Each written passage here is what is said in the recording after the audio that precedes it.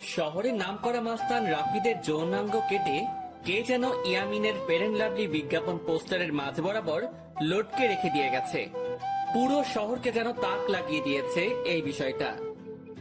সবাই রাস্তার মাঝে জড়সড় হয়ে বিজ্ঞাপন পোস্টারের দিকে অবাক দৃষ্টিতে তাকিয়ে আছে।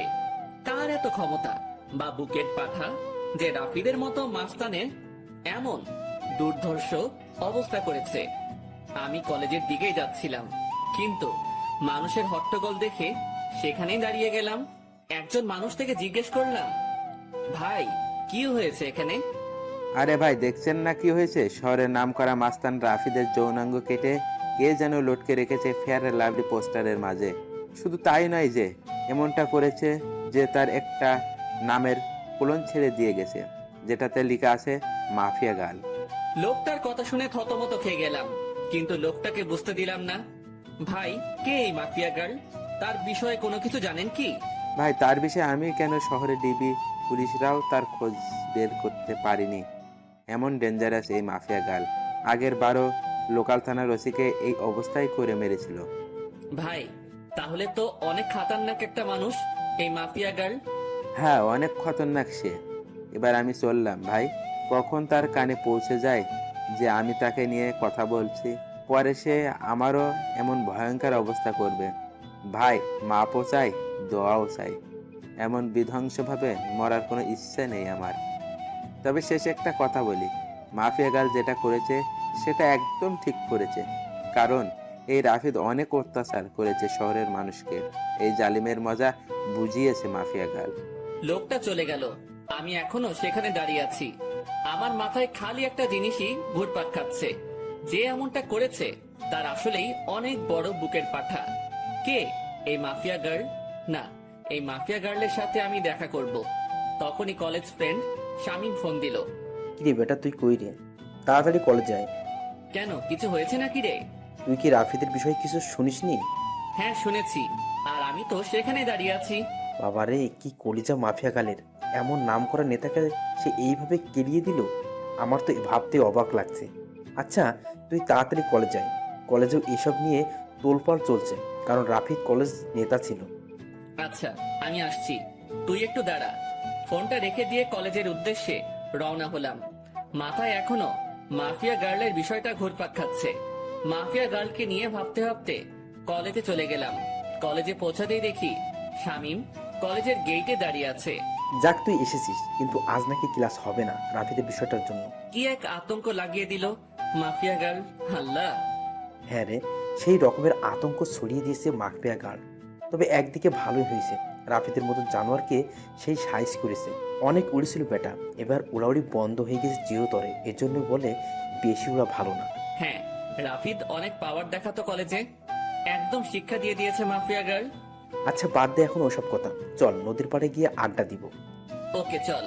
তারপর দুই বন্ধু মিলে চলে গেলাম নদীর পাড়ে।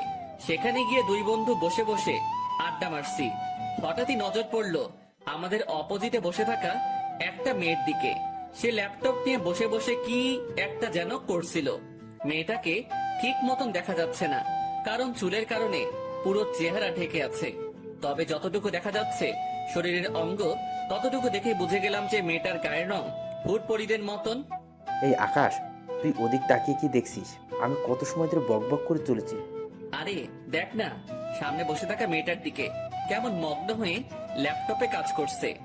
আরে, এ তো আমাদের কলেজের রামিসা, যে কিনা কলেজের টপার, সবসময় পড়ালেখা নিয়ে মগ্ন থাকে। এখন নিশ্চয়ই ল্যাপটপে পড়ালেখা নিয়ে গবেষণা চলছে। শামীম, তুই একটা জিনিস লক্ষ্য করেছিস মেয়েটার? তার চুলগুলো কত লম্বা লম্বা, আর গায়ের রংটাও পুরো দুধে আলতা। হ্যাঁ, সে আমি অনেক আগ থেকে জানি, কারণ কলেজের সবাই ওর জন্য পাগল, কিন্তু সে কাউকে পাত্তা দেয় না। সারাদিন পড়ালেখা নিয়ে পড়ে থাকে, তার কাছে এসবের কোনো টাইম নাই। কিন্তু বন্ধু, মেয়েটাকে দেখে না আমার ভিতরে কেমন ঘুটাঘুটি হচ্ছে। মনে হচ্ছে যেন মেয়েটা আমার ভবিষ্যৎ বউ হবে। সেই স্বপ্ন কোনোদিনই পূরণ হবে না তোর, কারণ আমাদের মতো ছাগলের কপালে এসব মেয়ে কখনোই জুটবে না। আরে জুটবে কি জুটবে না সেসব পরে দেখা যাবে, কিন্তু এখন চল না ওর সাথে একটু কথা বলে আসি। মনটা না কেমন যেন ছটফট করছে কথা বলার জন্য। আরে ভাই, তোর কি মনে হয় সে আমাদের সাথে কথা বলবে? ভাই তাও চল না প্লিজ। চল। শামীমকে নিয়ে মেয়েটার কাছে চলে গেলাম। মেয়েটার সামনে গিয়ে দাঁড়িয়ে আছি ছায়া মূর্তির মতন, কিন্তু তার যেন আমাদের দিকে কোনো খেয়ালই নেই। সে তার কাজে মগ্ন হয়ে আছে। এই দেখলি, দানবের মতো দুটো মানুষ আমরা তার সামনে এসে দাঁড়িয়ে আছি, কিন্তু আমাদের দিকে কোনো খেয়াল নেই। রামিসা এমনই, কারোর সাথে কথাই বলে না। আরে চুপ থাক তো, আমি কথা বলছি, দেখতে থাক। আমি গলায় বড় করে কাশি দিলাম, কিন্তু মেয়েটার কোনো রেসপন্সই দেখতে পেলাম না। মেয়েটা এখনো তার কাজে মগ্ন। এবার শরম লজ্জা ভেঙে সোজা ডাক দিলাম, এই যে শুনছেন। মেয়েটা আমার ডাক শুনে ল্যাপটপ থেকে মাথা তুলে তাকালো। এতটা সময় মেয়েটার চেহারা দেখা যাচ্ছিল না, কিন্তু এখন সে আমাদের দিকে তাকানোই পুরো স্পষ্ট দেখা যাচ্ছে চেহারা। মেয়েটাকে দেখে পুরো শরীর ঠান্ডা হয়ে গেল আমার। ও আল্লাহ, এটা তো মেয়ে না, এটা তো পরিপালক থেকে ভুল করে নেমে আসা কোনো হুটপড়ি। জি বলুন। আমি মেয়েটার দিকে চোখ বড় বড় করে তাকিয়ে আছি। আমার তো পুরো দুনিয়াদারি যেন নিমিষেই থমকে গেল। আমি চুপচাপ তাকিয়ে আছি মেয়েটার দিকে। তখনই সাইড থেকে শামীম ধাক্কা দিয়ে বলল, আরে আকাশ, তুই কোথায় হারিয়ে গেলি? হ্যাঁ, শামীমের কথায় হুঁশ ফিরে আসলো। না না, আমি এখানে আছি, কোথাও হারাইনি।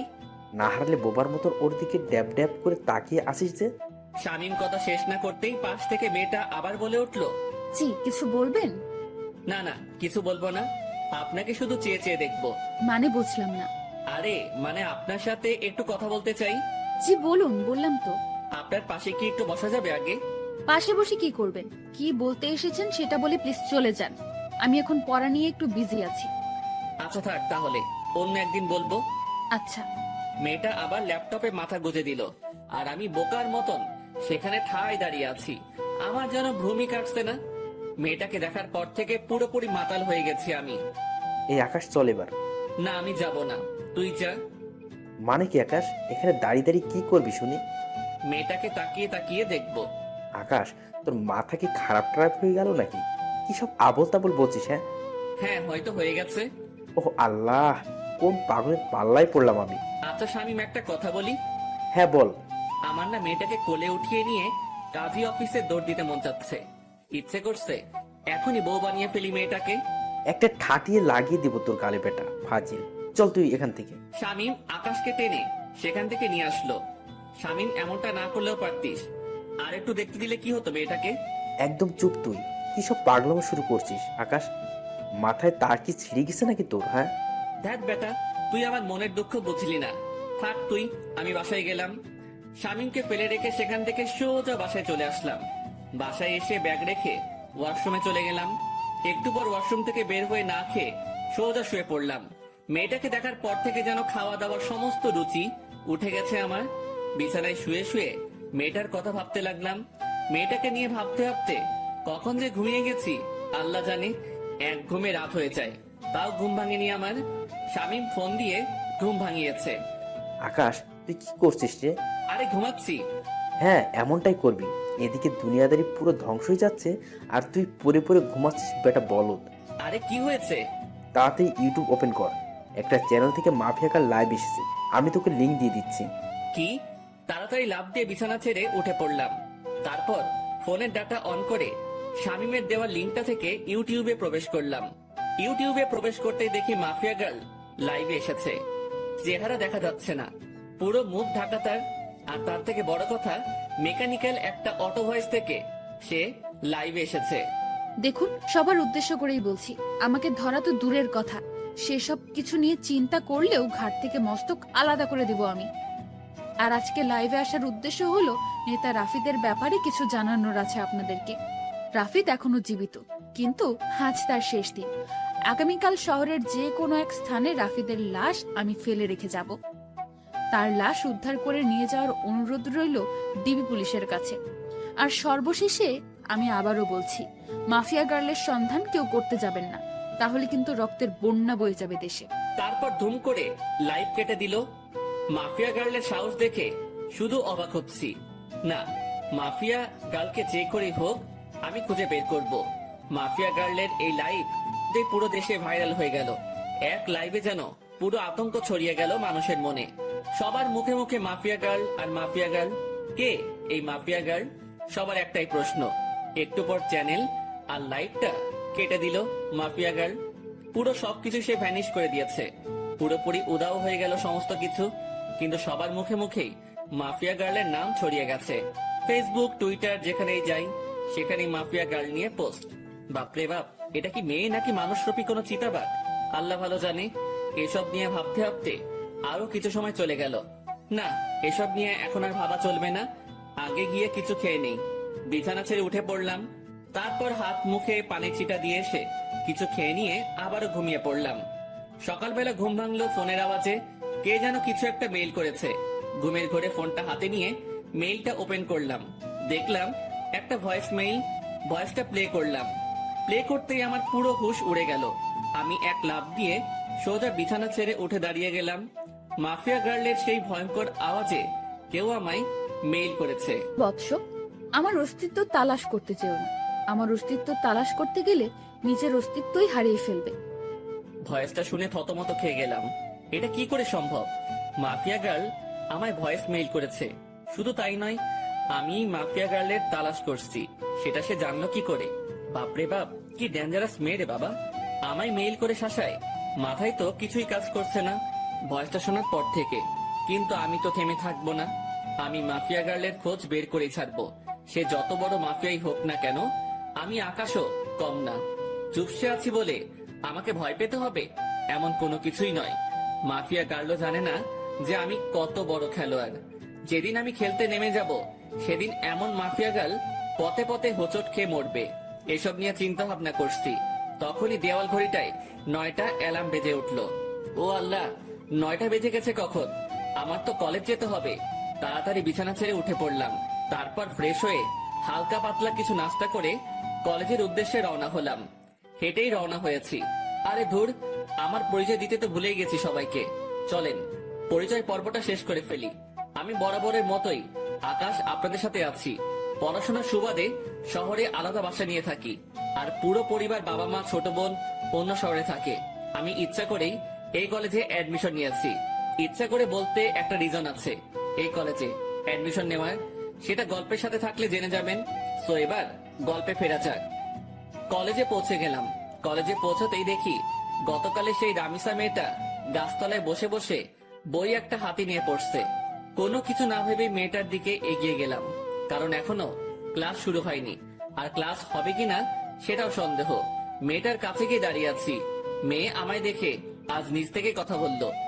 কালকের বিষয়টা নিয়ে কিছু বলতে আসছেন বুঝি? না, তেমন কিছু না। মানে হ্যাঁ, মেয়েটার এমন ধারা কথা শুনে কি বলবো, সবটাই গুলিয়ে গেছে। তো বলুন। আচ্ছা, আপনার সাথে কি ফ্রেন্ডশিপ করা যাবে? না, ফ্রেন্ডশিপ করা যাবে না, কারণ আমি কোনো ছেলের সাথেই চলাফেরা করি না। প্লিজ না করিয়েন না। আমি কিন্তু একদম বাজে ছেলে না। তাও আমি পারবো না। তবে হ্যাঁ, পড়ালেখা নিয়ে টুকটাক কথা বলার প্রয়োজন হলে বলতে পারবেন। আচ্ছা ঠিক আছে। কিন্তু আপনাকে তো কলেজে নতুন মনে হচ্ছে। হ্যাঁ, আমি নতুন। 1 মাস আগে অ্যাডমিশন নিয়েছে এই কলেজে, অন্য কলেজ থেকে ট্রান্সফার হয়ে। তবে রেগুলার হয়েছি 1 সপ্তাহ হবে। কোন ইয়ারে অ্যাডমিশন নিয়েছেন? সেকেন্ড ইয়ারে। আপনি? ও, আপনিও তাহলে আমার সেম ক্লাস। তার মানে আপনিও সেকেন্ড ইয়ারে পড়েন? হ্যাঁ। আচ্ছা, এখন আমি একটু বিজি পড়া নিয়ে। আপনার সাথে পরে কথা হবে, কেমন? আচ্ছা ঠিক আছে, সে না হয় পরে কথা বলবো। কিন্তু একটা কথা, আমরা যেহেতু একই ইয়ারের, তাহলে তুমি করে বলা যায়। আমি আপনি ডেকে মজা পাই। আচ্ছা ঠিক আছে, যেমনটা আপনার মর্জি। সেখান থেকে চলে আসলাম। বাপরে বাপ, কি মেয়ে! ভাও এই দিচ্ছে না। আমার মনে জলে আগুন আর সে বাজায় সাপের বিন। তবে সমস্যা নেই, তোমায় তো আমি নিজের করেই ছাড়বো। তোমায় নিজের মনে ফিক্সড করে নিয়েছি, বিয়ে করলে তোমায় করব। সেখান থেকে আসতে না আসতেই শামীম কলেজের গেট দিয়ে প্রবেশ করলো। কিরে, তুই এখন এলি? এই তো একটু আগে। আচ্ছা চল ক্যান্টিনের দিকে যাই। কলেজের পরিবেশ দেখে তো মনে হচ্ছে না যে আজ ক্লাস হবে। আমারও তাই মনে হচ্ছে। চলো তাহলে ক্যান্টিনেই যাই। তারপর দুজন মিলে ক্যান্টিনে চলে গেলাম। কলেজে যেদিন অ্যাডমিশন নিয়েছি সেদিনই শামীমের সাথে আমার পরিচয় হয়েছে। অল্প কয়েকদিনে খুব ভালো বন্ধু হয়ে উঠেছি আমরা।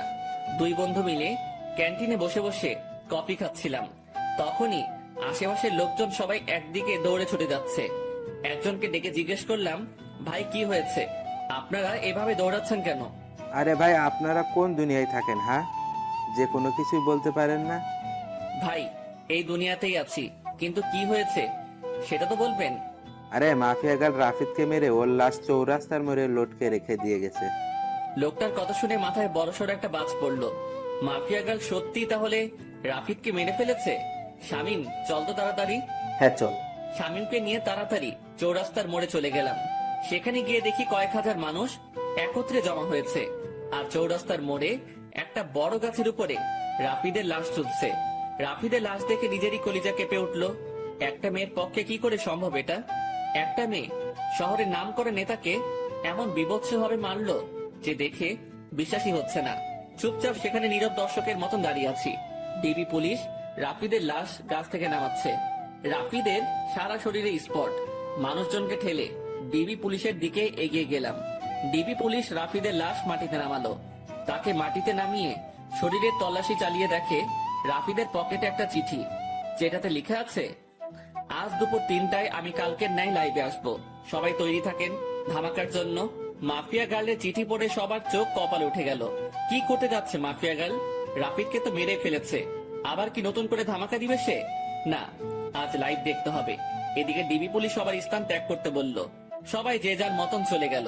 আমিও চলে আসলাম বাসায়। কলেজের দিকে আর গেলাম না। বাসায় এসে 3টা বাজার অপেক্ষা করছি। দুপুর 3টা বাজতে আর 2 মিনিট বাকি। তখনই মাফিয়া গার্লের সেই ইউটিউব লিংকে ক্লিক করলাম, আর চ্যানেলটা ওপেন হয়ে গেল। 3টা বেজে গেছে, আর সাথে সাথে চ্যানেলটা থেকে মাফিয়া গার্ল লাইভে চলে আসলো। সে গতকালের ন্যায় মেকানিক্যাল একটা টোন ব্যবহার করে লাইভে এসেছে।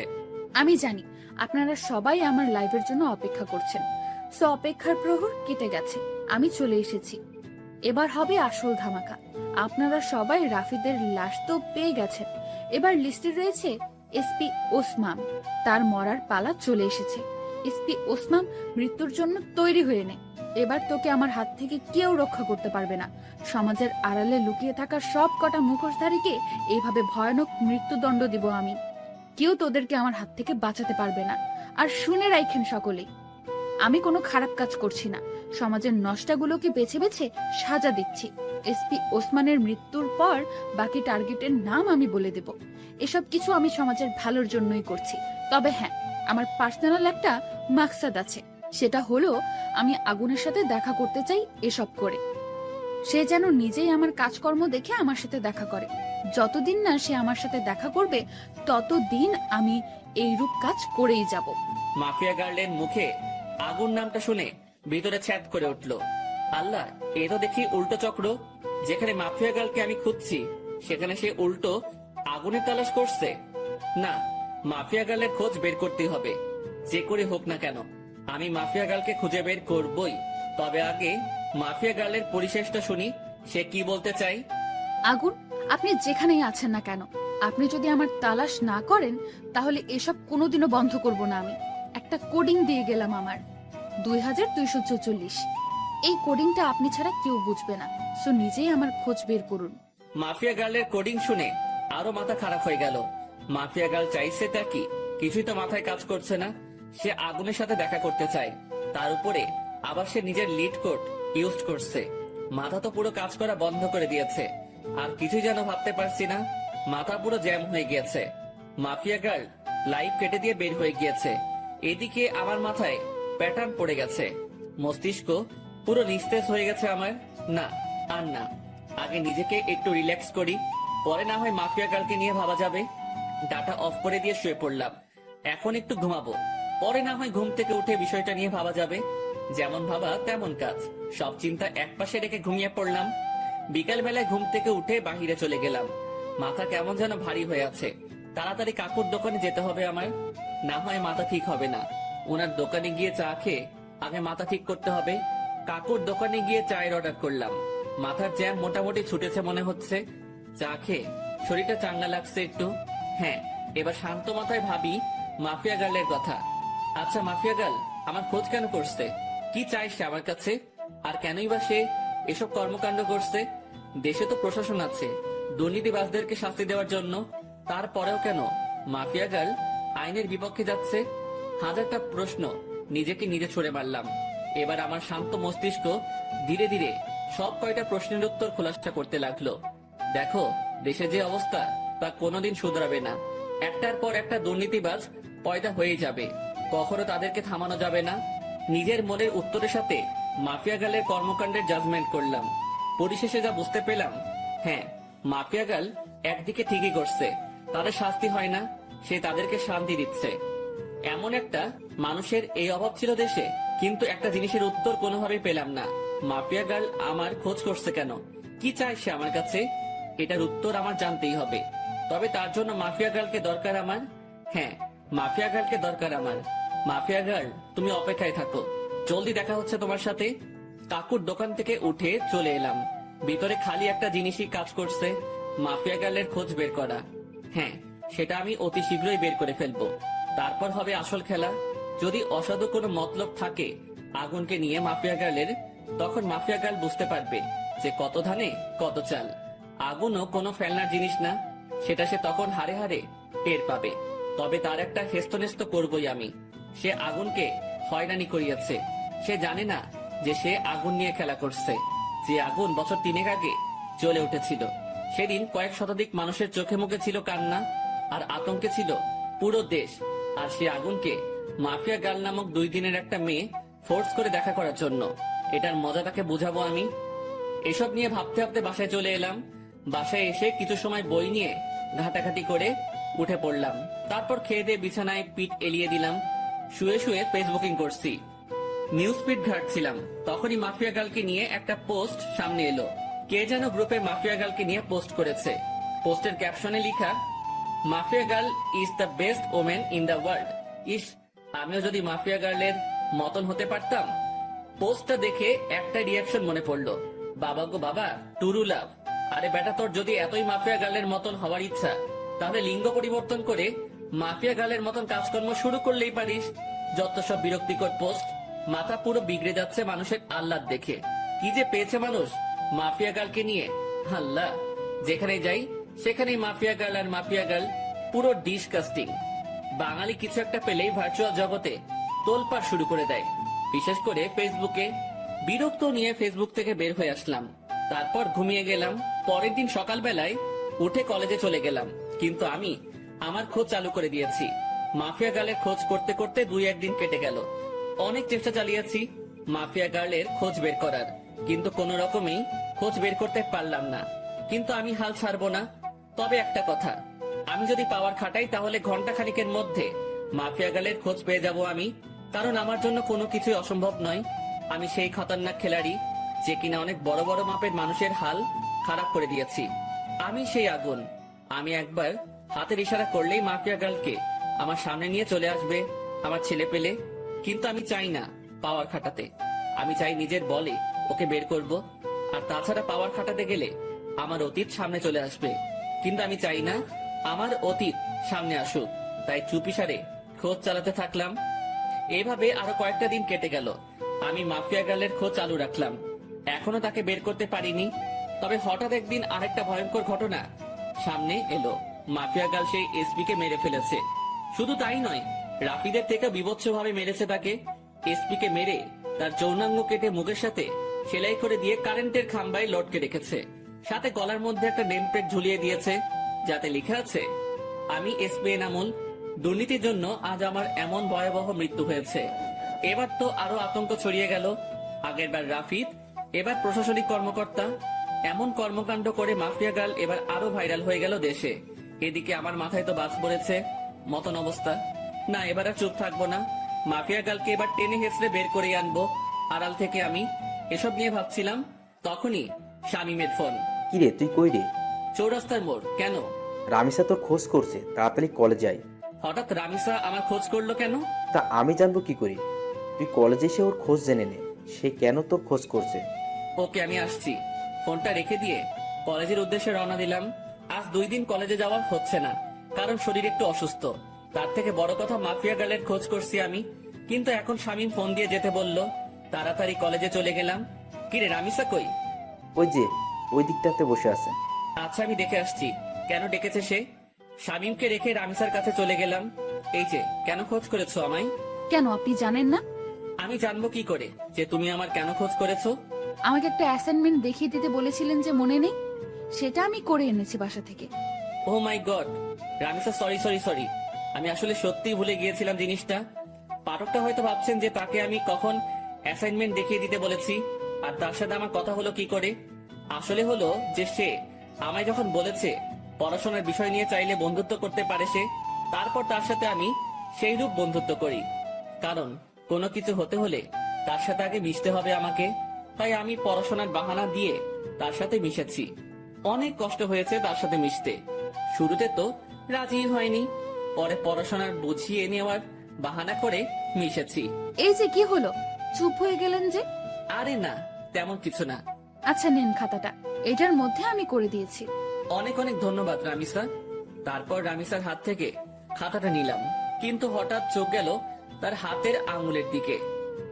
আঙুলের পাশে একটা সামান্য করে কালো দাগ, যেই দাগটা আমার মোটামুটি পরিচিত। কার হাত যেন দেখেছি আমি এমন একটা কালো দাগ। দেবাঙ্গে প্রেসার দিলাম, তখনই মনে পড়লো মাফিয়া গার্ল যখন লাইভে এসেছিল তখন তার হাতেও এমন একটা কালো দাগ ছিল। যদিও তার চেহারা কালো কাপড়ে ঢাকা ছিল, কিন্তু আঙুলের পাশের কালো দাগটা স্পষ্ট দেখা গিয়েছিল। মাথা পুরো চক্কর দিয়ে উঠলো জিনিসটা ভাবতেই। তার মানে কি এই রামিসাই সেই মাফিয়া গার্ল? ভিতরে ভিতরে কৌতূহল কাজ করছে একটা। না, কৌতূহল আর পুষে রাখবো না। সোজা রামিসাকে জিজ্ঞেস করলাম, রামিসা তোমার হাতে ওটা কিসের দাগ? রামিসা আকাশের কথা শুনে থতমত খেয়ে যায়। কিসের দাগ? হাতের আঙুলের পাশে একটা কালো দাগ দেখলাম। আমি সেটার কথা বলছি। আমার কথা শুনে রামিসা কেমন যেন ঘাবড়ে গেল। না না, ওটা কিছু না, এমনিতেই চোট লেগেছিল ছোট থাকতে আমার, তখন এই আঙ্গুলের পাশে কালো স্পটটা পড়েছে। ও, কিন্তু দাগটা না আমার বেশ পরিচিত। আরে কি বলছেন এসব? হ্যাঁ, আমার হাতের স্পট আপনার পরিচিত হবে কি করে? আপনার কি মাথা গেছে নাকি? হ্যাঁ, না, মাথা যায়নি। আচ্ছা থাক, বাদ দাও এখন এসব কথা।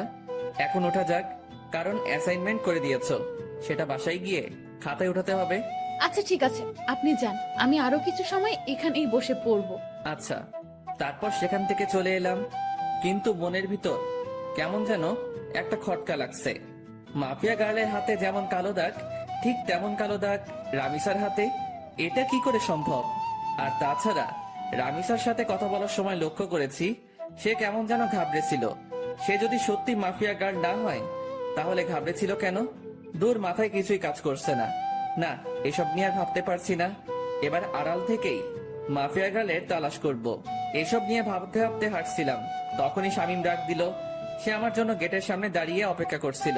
কি রে, কেন ডেকেছে রামিসা তোকে? আরে, অ্যাসাইনমেন্ট করার কাজে সাহায্য চেয়েছিলাম, সে সেটা বাসা থেকে করে এনেছে আমার জন্য, সেটাই দিতে ডেকেছিল। ও ভালো, কিন্তু আকাশ, আমার না একটা জিনিস খটকা লাগে। মেয়েটা কেমন যেন অদ্ভুত, কেমন সারাদিন পড়ালেখা নিয়ে ডুবে থাকে, কারোর সাথে তেমন মেশে না, সবসময় একা একা থাকে। কিন্তু এটার রিজন কি? এটার পিছনে হয়তো বড় কোনো রহস্য লুকিয়ে আছে। কারণ দেখ, যারা সবসময় চুপচাপ থাকে তারাই কিন্তু পরবর্তীতে গিয়ে ক্রিমিনাল বের হয়। হ্যাঁ, আমারও খটকা লাগে জিনিসটা নিয়ে, তবে আমরা পজিটিভ ভাবে নিলেই পারি। হয়তোবা সে জীবনে অনেক বড় ধাক্কা খেয়েছে, তাই এমন নিশ্চুপ হয়ে গেছে। হ্যাঁ, হতেই পারে। আচ্ছা ছাড় এখন এসব কথা, চল বাসার দিকে রওনা দিই। ওকে চল। শামীমের সাথে কথা বলে বাসায় চলে গেলাম। সে তার বাসায় গিয়েছে, আর আমি আমার বাসায়। বাসায় এসে ফ্রেশ হয়ে খেয়ে নিলাম। হোটেলের বয়সে খাবার রেখে দিয়ে চলে গেছে। খেয়ে দিয়ে বিছানায় গা এলিয়ে দিলাম। ফোনটা হাতে নিয়ে ডাটা অন করলাম, ফেসবুকিং করব একটু। কিন্তু অবাক কাণ্ডটা তখনই ঘটলো যখন আমি ফেসবুক অ্যাপসটাতে প্রবেশ করলাম। আমার ফেসবুক অ্যাকাউন্ট অন্য কেউ কন্ট্রোলে নিয়ে নিয়েছে, তবে আমি ফেসবুকে প্রবেশ করলাম ইজিলি ভাবে। আমার অ্যাকাউন্ট অন্য কারো কন্ট্রোলে, সেটা শিওর হলাম মেসেঞ্জার দেখে। আমার নিজের ইনবক্সে অটোমেটিক মেসেজ আসছে। কি রে, অনেক উড়াউড়ি করছিস মনে হয়। মানে বুঝলাম না, আপনি কে আর আমার আইডি কেন হ্যাক করেছেন? আমি কে সেটা আমার কথা শুনেই বুঝে যাবি। আর আইডি হ্যাক করেছি তোর 12টা বাজাতে। মানে আমি আপনার কি ক্ষতি করেছি যে আপনি আমার 12টা বাজাতে আমার আইডি হ্যাক করেছেন? তুই আমার পিছু কেন লেগেছিস? কি মনে করিস তুই নিজেকে? হ্যাঁ, লুকিয়ে খুঁজে বের করে ফেলবি? এত সহজ সবকিছু? কথা শুনে বুঝতে বাকি নাই যে মাফিয়া গার্ল আমার অ্যাকাউন্ট হ্যাক করে নিজের আয়ত্তে নিয়ে নিয়েছে। তাড়াতাড়ি সেটিংসে চলে গেলাম। সেখানে গিয়ে ইনফরমেশন চেক করে দেখি আমার সমস্ত কিছু মাফিয়া গার্ল পরিবর্তন করে ফেলেছে। নাম্বার, জিমেল সবকিছু পরিবর্তন করে নিজের মেইল বসিয়ে দিয়েছে। আরে, সেটিং এ গিয়ে কোনো লাভ নাই, সবকিছু আমার আয়ত্তে। তোর অ্যাকাউন্ট পুরোপুরি ভাবে হ্যাক করে নিয়েছি আমি। তাহলে আমি আইডিতে প্রবেশ করলাম কি করে?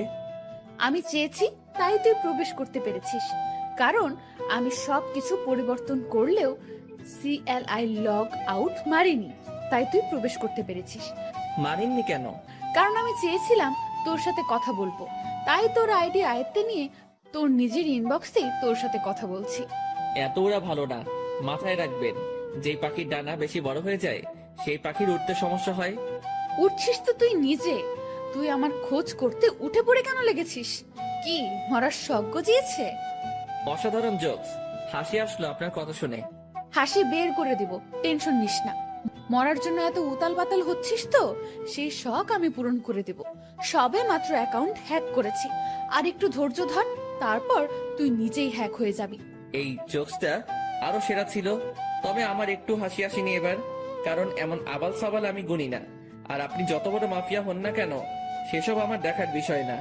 সো আমার ভয় দেখাতে আসিয়েন না। আপনার মতন অনেক বড় বড় খিলাড়ি দেখেছি আমি। সো ফাও ফাও পাগলামো না করে নিজের মতন থাকেন, না হয় নিজের বিপদ নিজেই ডেকে আনবেন। তুই মনে হয় আমার সম্পর্কে ভালো করে না জেনে কথা বলছিস। আপনার সম্পর্কে না জেনে কথা বলছি না, বরং আপনি আমার সম্পর্কে না জেনে কথা বলছেন। শুনেন, কারোর সাথে পাঙ্গা নেওয়ার আগে দেখে শুনে নিবেন, না হয় পরে দেখা যাবে বিপরীত পক্ষ বাপ লেভেলের মানুষ। সব বুঝে শুনে পাঙ্গা নেন। বাপ না চিনে পাঙ্গা নিতে আসবেন তো সোজা বাসমারা খাবেন। হারামির বাচ্চা, তুই সত্যিই মরবি। মাফিয়া গার্লের সাথে বেয়াদবি করার ফল তুই পাবি। তোর প্রথম সাজা স্বরূপ আইডিটা চিরতরে পাবি না, বাকি তোকে পরে আমি সাইজ করব। এতটা সময় ভালো করে কথা বলেছি, কিন্তু এখন আর না। তুইও শুনে রাখ, বাপ না চিনে আবলামি করার কারণে কিক দিয়ে সোজা দুনিয়া ছাড়া করবো তোকে। আর কি বলি তুই, আমার ফেসবুক অ্যাকাউন্ট আমি আর পাবো না? তাহলে চ্যালেঞ্জ দিয়ে বললাম, 10 মিনিটে তোর থেকে ফেসবুক অ্যাকাউন্ট আমি আমার কন্ট্রোলে নিব। দেখি পারলে আমায় আটকে দেখা। রেগে মেগে মোবাইলটা ছুঁড়ে মারলাম। তারপর বিছানা ছেড়ে উঠে গিয়ে টেবিলের উপরে থাকা ল্যাপটপটা ওপেন করে অটো কোডিং দিয়ে ফেসবুকটা ফিরিয়ে আনলাম। এটা করতে পুরোপুরি 10 মিনিটও লাগেনি। আবার মাফিয়া গার্ল আমার সাথে টক্কর দিতে আসে। তারপর ফেসবুকটাকে সিকিউরিটি করে বের হয়ে আসলাম। কোনোদিন যদি মাফিয়া গার্লকে সামনে পাই, গাল দুটো লাল করে দিব সোজা। অ্যাকাউন্ট সিকিউরিটি করে আবারও শুয়ে পড়লাম। এবারে শোয়াতে কখন যে ঘুমিয়ে গেছি তা বলতে পারবো না। বিকাল বেলায় শামীম ফোন দিয়ে ঘুম ভাঙায়। আকাশ, চল আজ কোথাও গিয়ে ঘুরে আসি। বেটা ঘুম থেকে তুলে বলেছিস ঘুরতে যেতে? কত আরামের ঘুমটাই না গিয়েছিলাম। এই রাখ তোর ঘুম, 10 মিনিটের মধ্যে তামান্না আবাসিকের সামনে আসবি। শালা গরু, ঘুমটাই মাটি করে দিয়েছিস পুরো। ওকে দাঁড়া, আসছি। তারপর ফোন রেখে দিয়ে গায়ে শার্ট লাগিয়ে নিলাম। তারপর জায়গা মতন চলে গেলাম। সেখানে গিয়ে দেখি শামীম আগে থেকে হাজির। বাহ, মহারাজ এসেছেন। তোর বেটা, শান্তির ঘুমটা শেষ করলি আমার। হ্যাঁ, তোমার শান্তির ঘুম এই খালি নষ্ট করে মানুষ। বেলা বাজে কয়টা আর তুমি পড়ে পড়ে ঘুমাও? গরু দামড়া পাঠা, বউ জুটবে না তোর। ওকে, না জুটলে নাই, চল এখন ঘুরে আসি। ওকে চল। তারপর দুজন মিলে ঘুরতে চলে গেলাম। অনেক রাত পর্যন্ত দুজন মিলে ঘোরাঘুরি করেছি। রেস্টুরেন্টেও খেয়েছি। সমস্ত বিল শামীম দিয়েছে। রাত বাজে 10টা। ঘোরাঘুরি শেষ করে দুজন দুজনের বাসায় চলে এলাম। বাসায় এসে হাত মুখ ধুয়ে ফ্রেশ হয়ে শুয়ে পড়লাম। শরীর অনেক ক্লান্ত, তাই শুতেই ঘুমিয়ে গেছি। সকালবেলায় ঘুম থেকে উঠে রেডি হয়ে কলেজে চলে গেলাম। কলেজে গিয়ে দেখি গেটের মধ্যে রামিসা দাঁড়িয়ে আছে। সে আমাকে দেখতে পেয়ে, যাক, ভালোই হয়েছে, চলেন আমার সাথে, আমার কিছু কথা আছে। বাহ, আজ সূর্য কোন দিকে উঠেছে। আচ্ছা চলো। দুজনে একপাশে চলে গেলাম। হ্যাঁ, এবার বলো। আমি আপনার সাথে বন্ধুত্ব করতে চাই। রামিসার কথা শুনে সত্যি মনে হচ্ছে সূর্য আজ উল্টো দিকে ধরে উঠেছে। এই এই কি হয়েছে বলো তো? তুমি আজ নিজ থেকে আমার সাথে ফ্রেন্ডশিপ করতে চাইছো, কারণ কি? তুমি তো পড়ার বিষয় ছাড়া কোনো কিছু নিয়ে কথা বলতে বারণ করেছো। দেখুন, আসলে আমার জীবনে অনেক বড় একটা ধাক্কা খেয়েছি আমি, তাই কাউকেই আর বিশ্বাস করতে পারি না আমি। অনেক ভয় হয় আমার, কিন্তু আপনাকে আমার অনেক বিশ্বাস হয়, তাই আমি আপনার সাথে বন্ধুত্ব করতে চাই। কি নিয়ে ধাক্কা খেয়েছো? তা না হয় পরে কোনো একদিন বলবো না। এখন কি বন্ধুত্ব করবেন আমার সাথে? আচ্ছা। আচ্ছা মানে কি ধরে নিব আমি? বন্ধুত্ব করেছেন? হ্যাঁ, কিন্তু তাহলে তুমি আমায় আপনি বলতে পারবে না, তুমি করে বলতে হবে। ওকে, আপনি বলবো না, তুমি করেই বলবো। রামিসার সাথে বন্ধুত্ব হয়ে কি যে খুশি লাগছে তা বলে বোঝাতে পারবো না, কারণ ভালোবাসার প্রথম ধাপ বন্ধুত্ব। রামিসার সাথে আমার সেটাই হয়েছে। এর মাঝে কয়েকটা দিন কেটে গেছে। ধীরে ধীরে দুজনের বন্ধুত্ব আরো গভীর হয়ে গেল। দুজন দুজনের অনেকটা ক্লোজ চলে এসেছি। সে আমার সাথে বন্ধুর মতোই আচরণ করে, কিন্তু আমার আচরণে তাকে যে আমি ভালোবাসি সেটা তাকে বোঝানোর ট্রাই করি। তবে সবকিছুর ভিড়ে মাফিয়া গার্ল আমার মন থেকে সরেনি। তাকে এখনো খোঁজ করে বেড়াচ্ছি আমি, কিন্তু কোনো খোঁজই পাইনি তার। তবে রামিসাকে আমার কিছুটা সন্দেহ হয়, কারণ তার হাতের কালো দাগটা মাফিয়া গার্লের সাথে মিলে। কিন্তু তাকে কখনো আমি কিছু জিজ্ঞেস করিনি, কারণ সে যদি না হয় পরে আরেক বিপাকে পড়তে হবে আমাকে। তবে যেদিন সত্যি মাফিয়া গার্লের খোঁজ পাবো সেদিন তাকে ধরবো। সেটা যদি রামিসাও হয় তাহলেও তাকে ধরবো। এভাবেই দিন কাটতে থাকে। একদিন সকালবেলা ঘুম থেকে উঠে কলেজে যাওয়ার জন্য ফ্রেশ হচ্ছি। ব্রাশ হাতে নিয়ে ওয়াশরুমে দাঁড়িয়ে দাঁড়িয়ে দাঁত ব্রাশ করছিলাম। হঠাৎই ওয়াশরুমের আয়নায় কিছু একটা চোখে পড়লো। ভালো করে লক্ষ্য করে দেখলাম আমার পিছন বরাবর মাস্ক পরে কেউ একজন দাঁড়িয়ে আছে। মাস্ক আর চেহারার আকৃতি দেখে বুঝতে বাকি রইল না আমার যে আমার পিছনে মাফিয়া গার্ল দাঁড়িয়ে আছে। আজ মাফিয়া গার্লের শেষ দিন, কেমন ঘটিয়ে দিব। আজ মাফিয়া গার্লের সাথে সাথে ঘাড় ঘুরিয়ে পিছনে তাকালাম, কিন্তু অবাক করা বিষয়, পিছনে কাউকে দেখতে পেলাম না। মিনিটের মধ্যে মাফিয়া গার্ল যেন কোথায় হাওয়া হয়ে গেল। কিরে, গেল কোথায় সে? সারা ওয়াশরুম চোখ বুলিয়ে দেখতে লাগলাম, কিন্তু কোথাও মাফিয়া গার্লকে দেখতে পেলাম না। মিনিটের মধ্যে কোথাও উদা হয়ে গেলাম মাফিয়া গার্ল। মাথায় তো কিছু খেলছে না। চার দেওয়ালের মাঝ থেকে হাওয়া কি করে হয়ে গেল সে? মাফিয়া গার্ল কি সত্যি এখানে এসেছিল, না আমি চোখে ধাঁধা খেয়েছি? নিজেকে চিমটি কেটে দেখলাম, না সত্যি তো এখানে কেউ নাই। তার মানে আমি ধাঁধা খেয়েছি। উফ আল্লাহ, এই মাফিয়া গার্লকে যে আমি কি করব তা আমি নিজেও জানি না। খালি সময়ের অপেক্ষায় আছি, সময়টা হোক একবার। তারপর তাড়াতাড়ি ফ্রেশ হয়ে বের হয়ে এলাম ওয়াশরুম থেকে। তারপর নাস্তা করে কলেজের উদ্দেশ্যে রওনা হলাম। কলেজে পৌঁছে রামিসার সাথে ক্লাসে চলে গেলাম। শামীম আজ কেন জানি কলেজে আসেনি। আমি আর রামিসা ক্লাস শেষ করে আড্ডা দিতে বসলাম একটা নির্জন জায়গায়। আচ্ছা আকাশ, তোমায় একটা কথা বলি আমি। হ্যাঁ বলো। আচ্ছা, কোনোদিন যদি আমার সম্পর্কে এমন কোনো কিছু শোনো তুমি, যেটা তুমি কোনোদিন আমার থেকে এক্সপেক্ট করনি। মানে কি, বুঝলাম না। আরে তেমন কিছু না, এমনিই বলো যে তখন তোমার রিয়াকশন কেমন হবে। অবাক করা কোনো কিছু শুনলে তো অবাকই হব, কিন্তু কি শুনবো সেটা তো বলো। আরে বললাম তো তেমন কিছু না, এমনি মনে হলো কথাটা মনের মধ্যে, তাই জিজ্ঞেস করলাম। রামিসা, তোমার একটা কথা বলি প্লিজ, আমার থেকে কখনো কোনো কথা লুকিও না তুমি। কারণ তুমি জানো না যে তোমার জন্য আমার মনে কতটুকু জায়গা রয়েছে। না, লুকাবো না কোনো কথা। আচ্ছা রামিসা, আরেকটা কথা, আমি চাই তুমি আমার সাথে সারা জীবন থাকো। সারা জীবন কি করে থাকবো? আজ না হয় একই সাথে পড়ি দেখে এতটা মিল মহব্বত, কিন্তু একদিন না একদিন তো ছেড়ে যেতেই হবে। রামিসার কথা শুনে কলিজাটা মোচড় মেরে উঠল। আমি যেন কথাটা শোনার জন্য প্রস্তুত ছিলাম না। না, যত যাই হোক, রামিসা আমায় ছেড়ে যেতে পারে না। আমি আমার জীবনের বিনিময় হলেও তাকে আটকে রাখবো আমার কাছে। খপ করে রামিসার হাত চেপে ধরলাম। আই আকাশ, কি করছো কি? রামিসা, না, তুমি আমায় ছেড়ে কখনো কোথাও যাবে না। আমি তোমায় কোথাও যেতে দিব না। যেদিন তোমায় প্রথম দেখি সেদিনই ভালোবেসে ফেলি তোমায়। প্লিজ, তুমি আমায় ছেড়ে কোথাও যাবে না। আই আকাশ, তোমার কি মাথা টাথা খারাপ হয়ে গেল নাকি? কি সব আবল তাবল বকতেছো? না, আমার মাথা খারাপ হয়নি। Ramisa, I love you.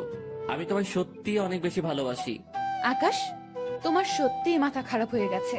তুমি আমার ব্যাপারে কোনো কিছুই জানো না, তা না জেনেও পাগলামি করছো। যখন সবটা জানবে তখন তুমি আমার চেহারাও দেখতে চাইবে না। না, আমি এত কিছু শুনতে চাই না। আমি ব্যাস তোমাকে চাই, আর কিছু দেখার সময় নেই আমার।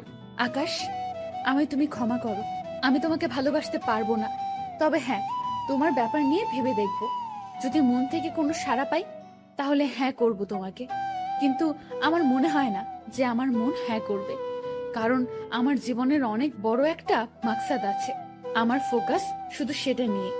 এর মধ্যে নতুন করে প্রেম ভালোবাসা জন্ম নেবে না কখনো। রামিসা কি সব মাকসাদের কথা বলছে, কিন্তু আমার তো তাকে চাই, শুধুই তাকে চাই। না, আমি রামিসাকে নিজের করেই ছাড়বো, সেটা যে কোনো কিছুর বিনিময় হোক। দরকার হয় আমার পুরনো রূপ ধারণ করব, তাও আমি রামিসাকে নিজের করে ছাড়বো। রামিসা, তোমার যত সময় লাগে তুমি নাও, তাও প্লিজ আমার তোমাকেই চাই।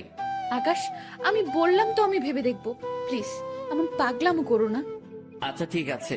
হ্যাঁ চলো এবার উঠা যাক, অনেকটা সময় হয়েছে, বাসায় যাওয়া দরকার। হ্যাঁ চলো। তারপর রামিসাকে বিদায় দিয়ে বাসায় চলে আসলাম। বাসায় এসে ফ্রেশ হয়ে খেয়ে দিয়ে নিত্যদিনের রুটিন ফ্লো করলাম। শুয়ে শুয়ে কিছুটা সময় ফেসবুকিং করব, তারপর ঘুমিয়ে পড়ব। আজকেও একটা অবাক করা কাণ্ড ঘটলো ফেসবুকে ঢোকার সাথে সাথে। আজকে মাফিয়া গার্ল আমার ফেসবুক অ্যাকাউন্ট হ্যাক করার চেষ্টা করেছে, কিন্তু করতে পারিনি, কারণ আমি টাইট সিকিউরিটি করে রেখেছি। কারোর বাপের সাধ্য নাই যে আমার অ্যাকাউন্ট হ্যাক করবে এখন। তৎক্ষণাৎ একটা মেইল আসলো মাফিয়া গার্ল নামক একটা ব্ল্যাঙ্ক জিমেইল থেকে। নিজেকে অনেক বড় কিছু ভাবিস তুই, আমিও দেখবো তুই কতদিন নিজেকে গুটিয়ে রাখতে পারিস। মেইলটা দেখে চরম লেভেলের মেজাজ খারাপ হয়ে গেল। ইচ্ছে করছে মাফিয়া গার্লকে ধরে এনে কানের নিচে কয়েকটা লাগিয়ে দেই, কিন্তু তাকে পাবো কোথায়? তার কোনো ইনফরমেশনই তো আমার কাছে নেই। এদিকে রাগের মাত্রা আরো দ্বিগুণ হয়ে গেল। দাঁড়া, আজ তোর 12টা বাজাচ্ছি, এমন গালি দিব তোকে তুই নিজে এসেই আমার কাছে ধরা দিবি। মাফিয়া গার্লের সেই জিমেলটাতে ক্লিক করলাম। জিমেলটাতে ক্লিক করতে সেটা উদাও হয়ে গেল, এরর দেখাচ্ছে। জিমেলটাতে ক্লিক করার পর আমার বুঝতে বাকি নেই যে সে আমায় ব্ল্যাঙ্ক জিমেল থেকে মেইল করেছে, যেটা মিনিট কয়েকের মধ্যে এরর হয়ে যায়। এটা দেখে আরো রাগ উঠে গেল। এবার আর নিজেকে কন্ট্রোল করে রাখতে পারলাম না, সাথে সাথে নিলয়কে ফোন দিলাম। হ্যাঁ ভাই বলেন। কাল সকালের আগে মাফিয়া গার্লের ডিটেলস এনে দিবি আমায়। ভাই এই কাজটা আমার দ্বারা হবে কিনা জানি না, তবে আমি আমার সবটা দিয়ে ট্রাই করব। আমি পারিসনি এই শব্দটি শুনতে চাই না, আমার মাফিয়া গার্লের ডিটেলস চাই, ওর রক্ত চুষবো আমি। তারপর ফোনটা রেখে দিলাম। মাফিয়া গার্ল এবার পালিয়ে যাবি কোথায় সেটা আমিও দেখব। তারপর সারা শরীর ভরা রাগ নিয়ে ঘুমিয়ে পড়লাম। বিকেল বেলায় ঘুম থেকে উঠে ফ্রেশ হয়ে কাকুর দোকানে চলে এলাম। কাকুর দোকানে বসে চা খাচ্ছি, তখনই পাশের কয়েকজন মানুষ বসে আলোচনা করছিল। আজ মাফিয়া গার্ল নাকি আবার লাইভে এসেছিল। লাইভে এসে শহরের নামকরা পলিটিশিয়ান ওবায়দুলকে নেক্সট টার্গেট বলে ঘোষণা করেছে। শুধু তাই নয়, আজও নাকি সে আগুনকে একটা মেসেজ দিয়েছে। আগুন যদি অতি শীঘ্রই তার সাথে যোগাযোগ না করে, তাহলে সে শহরের সব কয়টা দুর্নীতিবাজকে একে একে মেরে ফেলবে। লোকগুলোর মুখে এসব শুনে মাথায় তো পুরো বাজ পড়েছে মতো অবস্থা। মাফিয়া গার্ল লাইভে এসে এত কিছু বলে গেল, অথচ আমি ঘুমিয়ে পুরো দুনিয়াদারি লাঠে উঠিয়ে দিয়েছি। না, এবার তো কোনো হ্যাস্ত করতে হবে, কারণ আমার জানা মতে ওবায়দুল তো কোনো খারাপ পলিটিশিয়ান না। তাকে কেন টার্গেট বানিয়েছে সে? আগে যাদের মেরেছে তারা না হয় খারাপ ছিল, কিন্তু ওবায়দুল তো তাদের মতন না। এসব নিয়ে ভাবছিলাম, তখনই একটা পরিচিত নাম্বার থেকে ফোন এলো। বাবা কেমন আছিস? হ্যাঁ মা, ভালো। তুমি কেমন আছো? তোকে ছাড়া কি করে ভালো থাকি বল? সেই কবে বাড়ি ছেড়েছিস? আজ কতদিন হলো তোকে দেখি না। মা, তোমার ছেলে মানুষ হওয়ার জন্য খারাপ, মা হলো ছেড়েছে, তাতে কষ্ট পাওয়ার কি আছে? তোমাদের তো আরো খুশি থাকার কথা। সে যাই হোক না কেন, কিন্তু কোনো মা তার সন্তানকে এতদিন না দেখে ভালো থাকতে পারে? মা প্লিজ মন খারাপ করিও না, আমি খুব তাড়াতাড়ি বাড়িতে আসবো। বাবা খুব তাড়াতাড়ি না, কালকে তুই বাড়িতে আয়। মা, কাল কি করে আসবো বলো? আমার ক্লাস চলছে তো। সেসব আমি জানি না, তুই কাল বাড়িতে আসবি। আম্মু প্লিজ এমন পাগলামো করে না।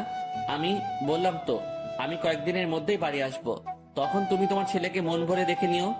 আচ্ছা ঠিক আছে যা, কিন্তু খুব তাড়াতাড়ি আসবি বলে দিলাম কিন্তু। হ্যাঁ মা, খুব তাড়াতাড়ি আসবো। এবার রাখি কেমন? আচ্ছা। আম্মুর সাথে কথা বলে ফোনটা রেখে দিলাম। আজ কতদিন পর মায়ের সাথে কথা বললাম। আল্লাহ ভালো জানে সেই কবে বাড়ি ছেড়ে এসেছি, এখনো অব্দি বাড়ি যাইনি। মা আমায় দেখার জন্য কেমন উতাল পাতাল হয়ে আছে। না, কিছুদিনের মধ্যে একবার বাড়ি যাব আমি, কিন্তু আমি যে কারণে বাড়ি ছেড়ে এসেছি সেটা এখনো হয়নি। বাসার লোক সবাই জানে আমি নিজের জীবন গোছানোর জন্য বাড়ি ছেড়েছি, কিন্তু এর পিছনেও যে একটা রহস্য লুকিয়ে আছে সেটা কেউ জানে না। তবে হ্যাঁ, আমি সাকসেস হয়ে ছাড়বো। তারপর নিজের বাসায় চলে এলাম। বাসায় এসে কিছুটা সময় বই নিয়ে ঘাটাঘাটি করে উঠে পড়লাম। কোনো কিছুতেই যেন মন বসছে না, কারণ কখন সকাল হবে আর কখন নিলয় আমাকে মাফিয়া গার্লের ডিটেলস দিবে সেই চিন্তায় খালি মাথায় ঘুরঘুর করছিল। যাক, কোন রকমে খেয়ে দিয়ে ঘুমিয়ে পড়লাম রাতে। সকাল হলেও মাফিয়া গার্লকে সেটা আমি জেনে যাব। সকালবেলায় ঘুম থেকে উঠে মোবাইলটা হাতে নিলাম। ফোনটা হাতে নিয়ে দেখলাম নিলয় আমার কয়েকটা ছবি মেইল করেছে।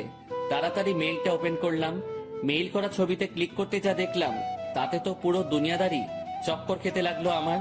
কারণ ছবির মানুষটা আমার খুব পরিচিত, যেই মুখটার মুখোমুখি কয়েক হাজার বার হয়েছে আমি নিজের চোখকে বিশ্বাস করাতে পারছি না যে এই মেয়েই সেই মাফিয়া গার্ল যাকে আমি চোখের সামনে কয়েক হাজার বার দেখেছি, যার সাথে আমার চরম লেভেলের উঠা বসা। সাথে সাথে নিলয়কে ফোন লাগালাম। নিলয়, তুই শিওর তো যে এই মেয়ে মাফিয়া গার্ল? ভাই আজ পর্যন্ত আমার দেওয়া কোনো তথ্য কোনোদিন ভুল হয়েছে? না, হয়নি। কিন্তু এটা কি করে সম্ভব নিলয়? ঈশিতা কি করে এমনটা করতে পারে? ঈশিতা তো আমার কলেজ ফ্রেন্ড ছিল, যার সাথে দীর্ঘ কয়েক বছর কাটিয়েছি আমি। কলেজ লাইফ পুরোটাই তার সাথে কেটেছে আমার। কিন্তু সে পরবর্তীতে এমন ভয়ঙ্কর রূপ নিল কেন? আমার তো নিজের চোখকে বিশ্বাস করাতে অবাক লাগছে।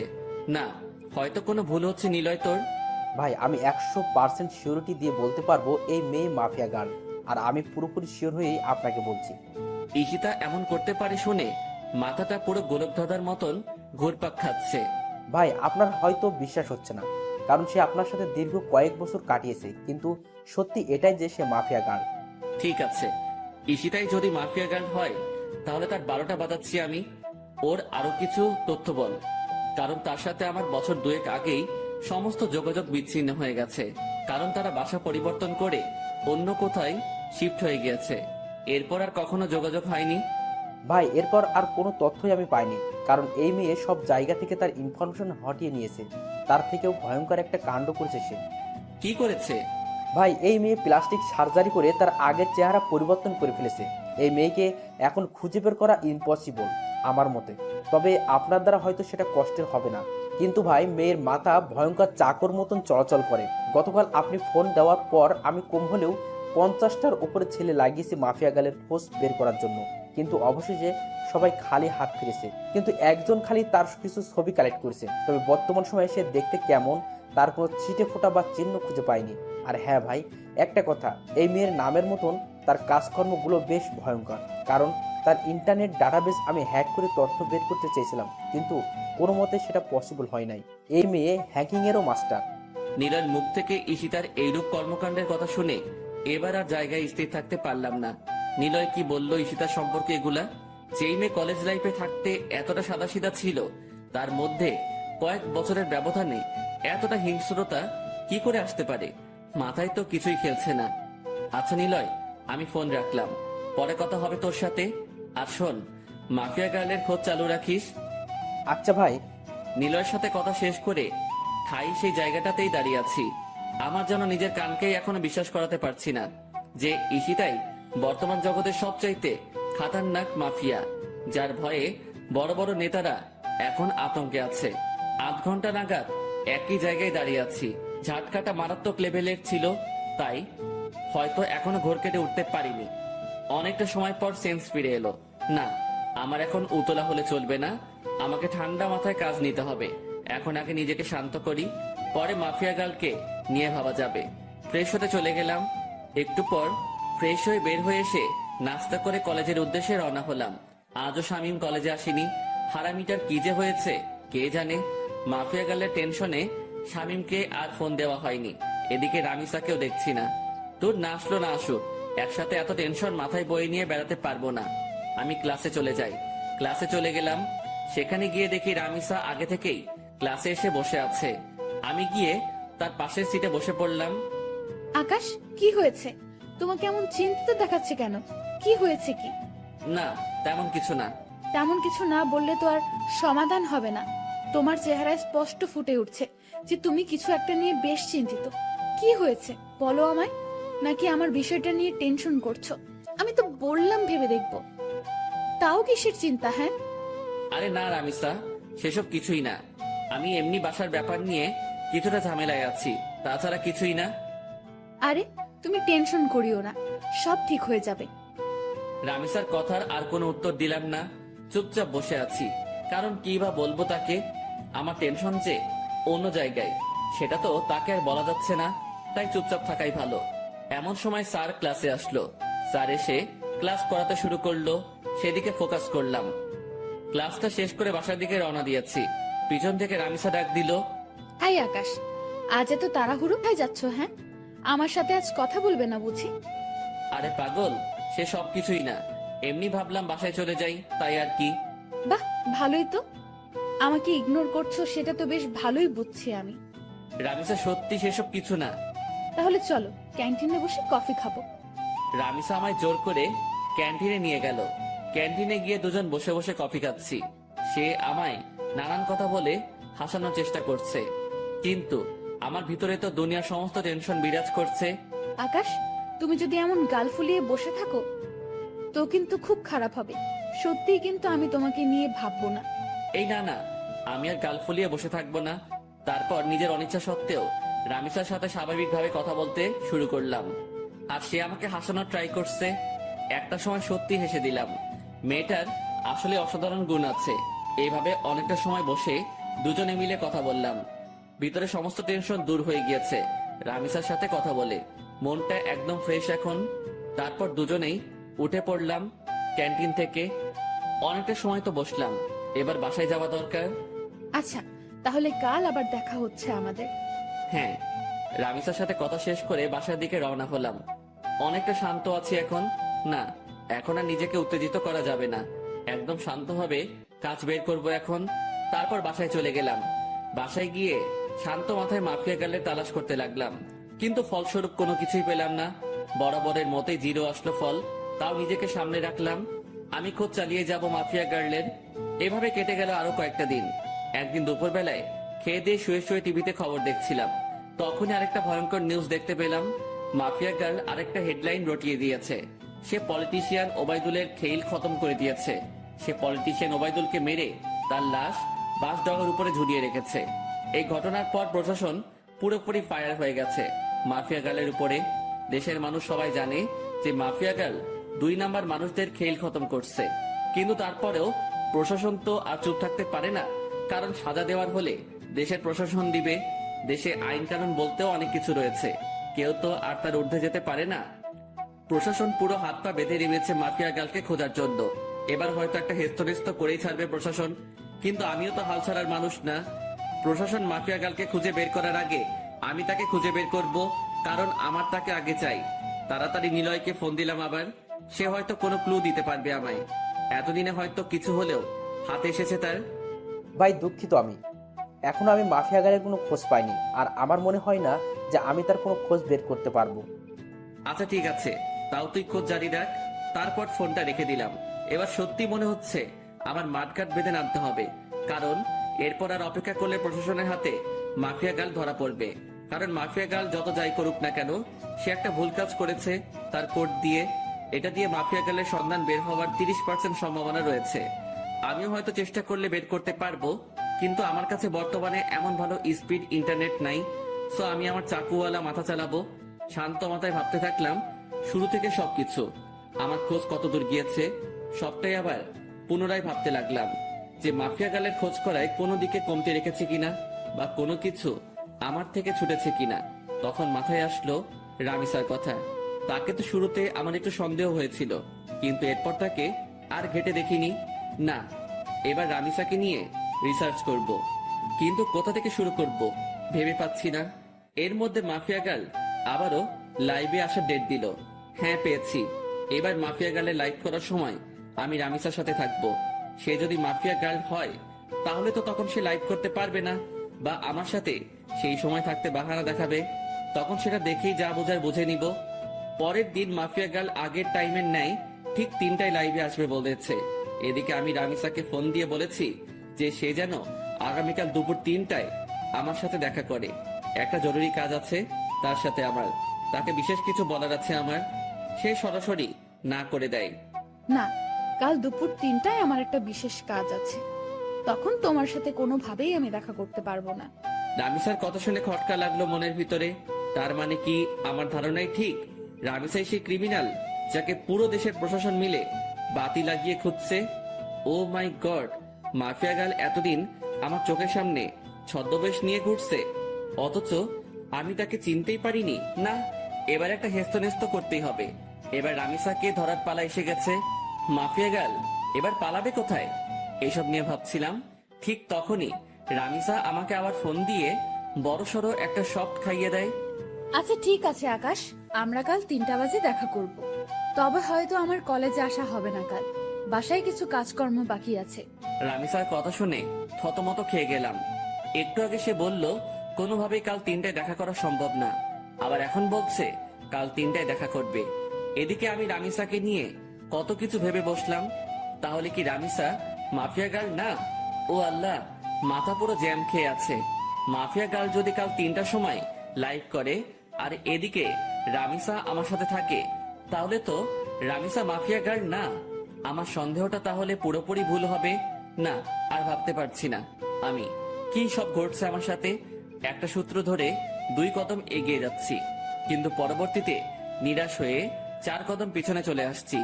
মাথা পুরো আগুনের মতন গরম হয়ে আছে। ফোনটা বালিশের পাশে রেখে ঘুমিয়ে পড়লাম। বিকেলবেলা ঘুম থেকে উঠে হাঁটতে বের হলাম। বের হওয়ার আগে বেশ কয়েকবার শামীমকে ফোন দিয়েছি, কিন্তু সে রিসিভ করেনি। কাকুর দোকানে বসে চা খাচ্ছিলাম, তখন শামীম ফোন দিল। কিরে, ফোন দিয়েছিলি মনে হয়? হ্যাঁ দিয়েছিলাম। আচ্ছা তোর কি হয়েছে বলতো? আজ কতদিন হয়ে গেল তুই ক্লাসে আসছিস না, তার উপরে কোনো খবর সবর নাই।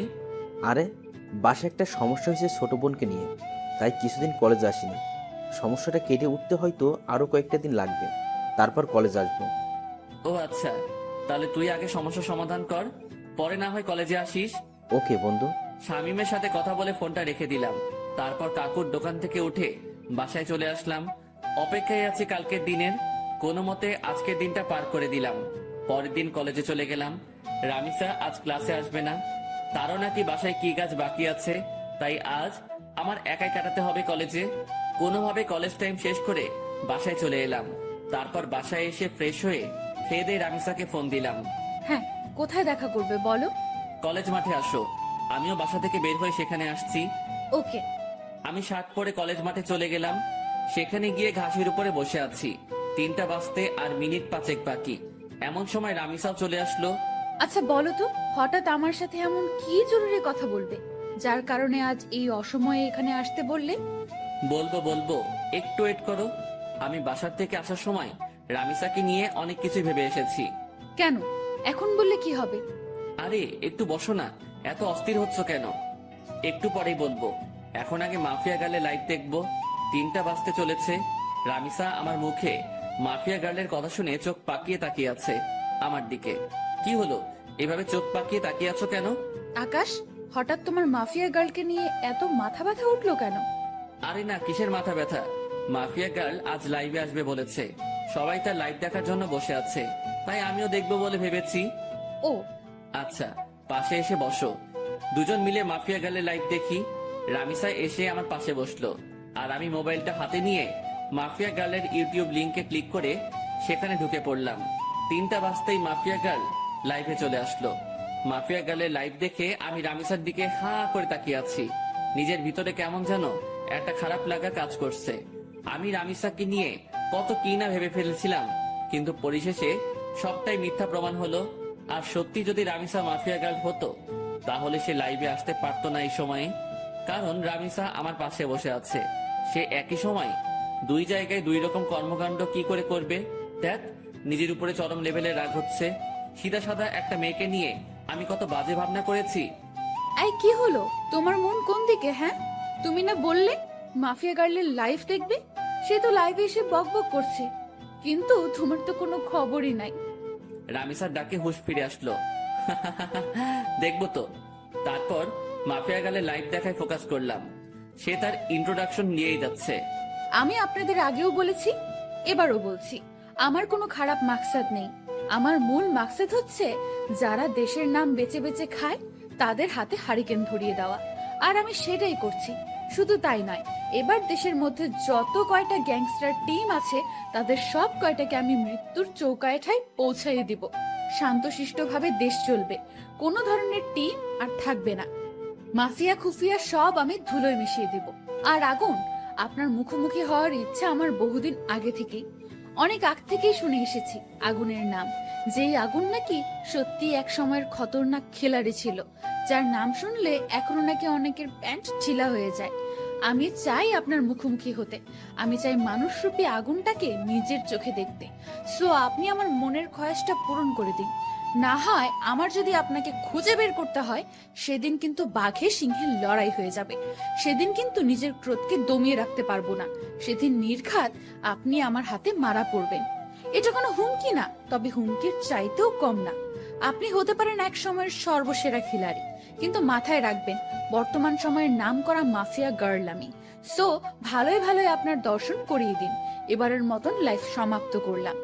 তারপর মাফিয়া গার্ল লাইফ কেটে চলে গেল, কিন্তু আমার মাথায় তো পুরো দাউ দাউ করে আগুন জ্বলতে শুরু করলো মাফিয়া গার্লের কথা শুনে। সত্যি, এখন যদি মাফিয়া গার্লকে চোখের সামনে পেতাম, তাহলে হয়তো তার মন্ডিটা আলাদা করে ফেলতাম। রাগে নাক কান দিয়ে ধোয়া বের হচ্ছে। আই আকাশ, কি হলো তোমার? তোমার চেহারার 12টা বেজে আছে কেন? আরে না, তেমন কিছুই না। আচ্ছা ঠিক আছে, কিন্তু প্লিজ আমায় জরুরি কি কথা বলতে ডেকেছো সেটা প্লিজ বলো। আমার তাড়াতাড়ি বাসায় যেতে হবে। রামিসার কথা শুনে বিপাকে পড়ে গেলাম। আল্লাহ, এখন রামিসাকে কি বলবো আমি? কারণ তাকে তো পরীক্ষা করার জন্য ডেকেছিলাম, কিন্তু সে তো পরীক্ষায় পাশ করেছে, আর আমার ধারণা মিথ্যা প্রমাণ হয়েছে। কি হলো, কথা বলছো না যে? আসলে রামিসা, তোমায় ডেকেছিলাম কেন জানি বলে মাথায় চুলকাতে শুরু করলাম। হ্যাঁ, কেন বলো? আসলে রামিসা প্লিজ, আমি তোমায় অনেক বেশি ভালোবাসি। তোমায় ছাড়া আমার থাকতে কষ্ট হয়। প্লিজ তুমি আমায় অ্যাকসেপ্ট করে নাও এখনই। আমার আর থাকতে ইচ্ছে করে না একা একা। গটগট করে বানিয়ে বানিয়ে অনেকখানি কথা বলে দিলাম। বানিয়ে বানিয়ে বলতে কথাগুলো সত্য, কারণ আসার সময় ভেবে এসেছিলাম যে রামিসা যদি মাফিয়া গার্ল না হয়, তাহলে তার হাত আমি শক্ত করে সারা জীবনের জন্য ধরে বসবো। আকাশ, এটা বলতে তুমি আমাকে এখানে ডেকেছো? হ্যাঁ, আমি না তোমায় বললাম যে আমার সময় চাই? আমার মন সাড়া দিলে আমি তোমায় বলবো। প্লিজ রামিসা, এখন রাজি হয়ে যাও। সময় টময় নিও না আর। তুমি বোঝো না কেন আমার খুব কষ্ট হয় তোমাকে ছাড়া। আমার তোমাকে চাই। প্লিজ রাজি হয়ে যাও না। Please please please. আচ্ছা আচ্ছা থামো, যাও, রাজি হব, কিন্তু তার আগে তোমাকে আমায় একটা কথা দিতে হবে। কি কথা? যত যাই হোক না কেন, কোনো দিন তুমি আমার হাত ছাড়তে পারবে না। কোনো দিন তুমি আমায় ভুল বুঝতে পারবে না। সব সময় আমার পাশে ছায়ার মতন থাকতে হবে তোমাকে। যত বিপদ আপদে আসুক না কেন, আমাকে কখনো একা লড়াই করার জন্য ছাড়তে পারবে না তুমি। তুমিও আমার সাথে সেই লড়াইয়ে সামিল হবে। পারবা এসব কথা রাখতে? রামিসা, আমি তোমার সব কথা রাখতে পারবো। নিজের জীবনে সবটুকু দিয়ে তোমায় আমি আগলে রাখবো। দুনিয়ার কোনো শক্তি আমার থেকে তোমাকে আলাদা করতে পারবে না। আমি আমার সবটা দিয়ে তোমায় রক্ষা করব। কোনো বিপদ আসলে তোমাকেও লাগবে না। তার মোকাবেলা আমি আকাশ একাই করব। কথা দিলাম তোমায়। এমন একটা মানুষই চেয়েছিলাম আমি জীবনে। প্লিজ তুমি আমায় কখনো ছেড়ে যেও না। না, কলিজা ছেড়ে যাব না বলে রামিসাকে নিজের বুকে টেনে নিলাম। আর একটা কথা, প্লিজ আকাশ, তুমি আমায় জীবনের সমস্ত অন্ধকার দূর করে দিয়ে আলোয় ভরিয়ে দিও। হ্যাঁ কলিজা, সব অন্ধকার দূর করে দিয়ে তোমার জীবন আলোয় ভরিয়ে দিব আমি। রামিসা আর কোনো কথা বলল না। সে আমার বুকে চুপচাপ পড়ে আছে। অনেকটা সময় দুজন এভাবে ঘাসের উপরে বসেছিলাম আমরা। তারপর সেখান থেকে উঠে এলাম। আকাশ, আমার তাড়াতাড়ি বাসায় যেতে হবে। আচ্ছা চলো, তোমায় ছেড়ে দিয়ে আসি। না, তা লাগবে না, তুমি বাসায় চলে যাও, আমি একা একা যেতে পারবো। আচ্ছা ঠিক আছে। তারপর রামিসাকে গাড়িতে তুলে দিয়ে আমি বাসায় চলে এলাম। খুব খুশি লাগছে আজকে। বাসায় এসে হাত মুখ ধুয়ে কিছু খেয়ে নিলাম। তারপর ফোনটা হাতে নিয়ে শুয়ে শুয়ে ফেসবুকিং করছি। তখনই লক্ষ্য করলাম কেউ একজন আবারও আমার ফেসবুক আইডি হ্যাক করার চেষ্টা করছে। আমি শিওর যে এটা মাফিয়া গার্লের কাজ। মেজাজটা আবারও বিগড়ে গেল। এই মাফিয়া গার্লকে পেলে যে আমি কি করব তা আল্লাহ ভালো জানে। কিন্তু দুঃখের বিষয়, তাকে তো আমি ধরতেই পারছি না। তখন একটা বুদ্ধি মাথায় আসলো। সাথে সাথে ফেসবুক থেকে সমস্ত সিকিউরিটি হাটিয়ে ফেললাম আমার। এবার আমি মন থেকে চাইছি যে মাফিয়া গার্ল আমার আইডি হ্যাক করুক। কারণ গতবার যখন মাফিয়া গার্ল আমার আইডি হ্যাক করে, তখন তার থেকে আমি আইডি উদ্ধার করার সময় একটা জিনিস লক্ষ্য করেছিলাম, যে লগিং এন্ড সিকিউরিটিতে ব্রাউজারের লোকেশন এক একবার এক এক জায়গায় দেখাচ্ছিল। কতক্ষণ ফিনল্যান্ড, কতক্ষণ সুইজারল্যান্ড, কতক্ষণ ফিলিস্তিন। মোট কথা সেকেন্ড 2 বার তার লোকেশন পরিবর্তন হচ্ছিল। কিন্তু তখন আমি একটা বোকামো করেছিলাম। আমি চাইলে তখনই তার লোকেশন বের করতে পারতাম, কারণ যে ভিপিএন দিয়ে সে তার লোকেশন পরিবর্তন করছে সেটা এক সময় গিয়ে তার অরিজিনাল লোকেশন দেখায়। আর সে যেহেতু বাংলাদেশের, সেখানে একবার হলেও বাংলাদেশের লোকেশন দেখাবে। হ্যাঁ, এবার এই সুযোগটাই কাজে লাগবো। সে আমার আইডি হ্যাক করে যখনই আইডিতে প্রবেশ করবে, তখনই তার লোকেশন আমি বের করে ফেলবো। তাই আইডির সিকিউরিটি একটু কমিয়ে দিলাম, কিন্তু এতটাও কমাইনি যে সে পুরোপুরি আমার অ্যাকাউন্ট তার আয়ত্তে করে নিবে। সিকিউরিটি কমিয়ে মাফিয়া গালের জন্য অপেক্ষা করতে লাগলাম, কিন্তু সে এবার আমার আইডি হ্যাক করলো না। রাত 12টা পর্যন্ত অপেক্ষা করলাম, কিন্তু সে আমার আইডির দিকে ফিরেও তাকায়নি। কিন্তু আমি শিওর যে সে রাতে আমার আইডি হ্যাক করার ট্রাই করবে। ওকে বাছাধন, তুমি রাতে ট্রাই করিও, আমি সকালবেলা এসে খেলা দেখাবো। এখন ঘুমাতে চললাম, তারপর মোবাইলটা বালিশের পাশে রেখে ঘুমিয়ে পড়লাম। সকালবেলা ঘুম থেকে উঠে মোবাইলটা হাতে নিয়ে দেখি মাফিয়া গার্ল আমার আইডি হ্যাক করে নিয়েছে। এবার পালাবি কোথায় মাফিয়া গার্ল তুই? এবার খেলা দেখাবো তোকে। অনেক কষ্টের বিনিময়ে মাছ জালে আটকা পড়েছে, এবার আর ছাড়াছাড়ি নাই। ছাই দিয়ে হলেও তাকে ধরবো এবার আমি। পাগলের সাথে পাগলামি না করলে তার চাল বোঝা যায় না, আর আমিও সেটা করেছি। এজন্যই বাবা তোমার জন্য স্পেশালি একটা গান বানিয়েছে যে বাবা তোমার দরবারে সব পাগলের খেলা। তাড়াতাড়ি করে লোকেশন চেক করলাম, যেমনটা ভেবেছিলাম ঠিক তেমনটাই হয়েছে। লোকেশন প্রতি সেকেন্ডে 2 বার করে টানটি পরিবর্তন করছে। চোখ পাকিয়ে তাকিয়ে আছি লোকেশনের দিকে। একটা সময় গিয়ে বাংলাদেশের এক্স্যাক্টলি লোকেশনটা দেখালো। লোকেশন দেখে তো আমার মাথায় পুরো বাজ পড়ছে মতন অবস্থা। লোকেশন রামিসার এরিয়ায় দেখাচ্ছে, তার মানে রামিসাই সেই ক্রিমিনাল। সরি, রামিসা না ঈশিতা। কিন্তু আমার একটা জিনিস মাথায় কাজ করছে না, যে সে তার সমস্ত আইডেন্টিটি কেন হাইড করেছে, আর কেনই বা এই পথে নেমেছে সে। না, আমি আর ভাবতে পারছি না রামিসা কি করে এত বড় মাপের খেলা খেললো। আমার তো মাথায় কিছুই খেলছে না। আর ওই এলাকাতে তো এমন কেউ নাই যাকে আমার সন্দেহ হয়। যাকে সন্দেহ হয় সে একমাত্র রামিসা। এবার আবার পুরোপুরি সন্দেহ দূর হয়ে গেল। 99% শিওর হয়ে গেলাম রামিসাই সেই মাফিয়া গার্ল। এবার খালি রামিসার মুখ থেকে শোনা বাকি। তাড়াতাড়ি উঠে ফ্রেশ হয়ে নাস্তা করে সেই লোকেশনে চলে গেলাম। আজ হয়তো আর কলেজে যাওয়া হবে না। সেখানে গিয়ে চিরুনি তল্লাশি চালালাম। ঠিক তখনই রামিসা আমায় ফোন দিল। আকাশ, কোথায় তুমি? আজ কি কলেজে আসবে না? হয়তো আসবো না, কারণ বিশেষ একটা কাজে এসেছি একটা জায়গায়। কিসের বিশেষ কাজ আকাশ? মাফিয়া গার্লকে ধরে ফেলেছি আমি। কি আকাশ, কি সব বলছো তুমি উল্টাপাল্টা? হ্যাঁ, তোমার কি মাথা ঠিক আছে? হ্যাঁ, আমার মাথা ঠিক আছে। মাফিয়া গার্লকে দেখার অনেক দিনের ইচ্ছা আমার। আমি তাকে ধরতে সক্ষম হয়েছি। আকাশ, আমি বারণ করছি, তুমি কোনো মাফিয়া টাফিয়া গার্লের পেছনে ছুটবে না। সে অনেক খতরনাক, যে কোনো সময় তোমার ক্ষতি করে দেবে সে। রামিসা বাবুনি, আমায় নিয়ে তুমি ভয় পেও না। আমিও এতটা কাঁচা খেলোয়াড় না।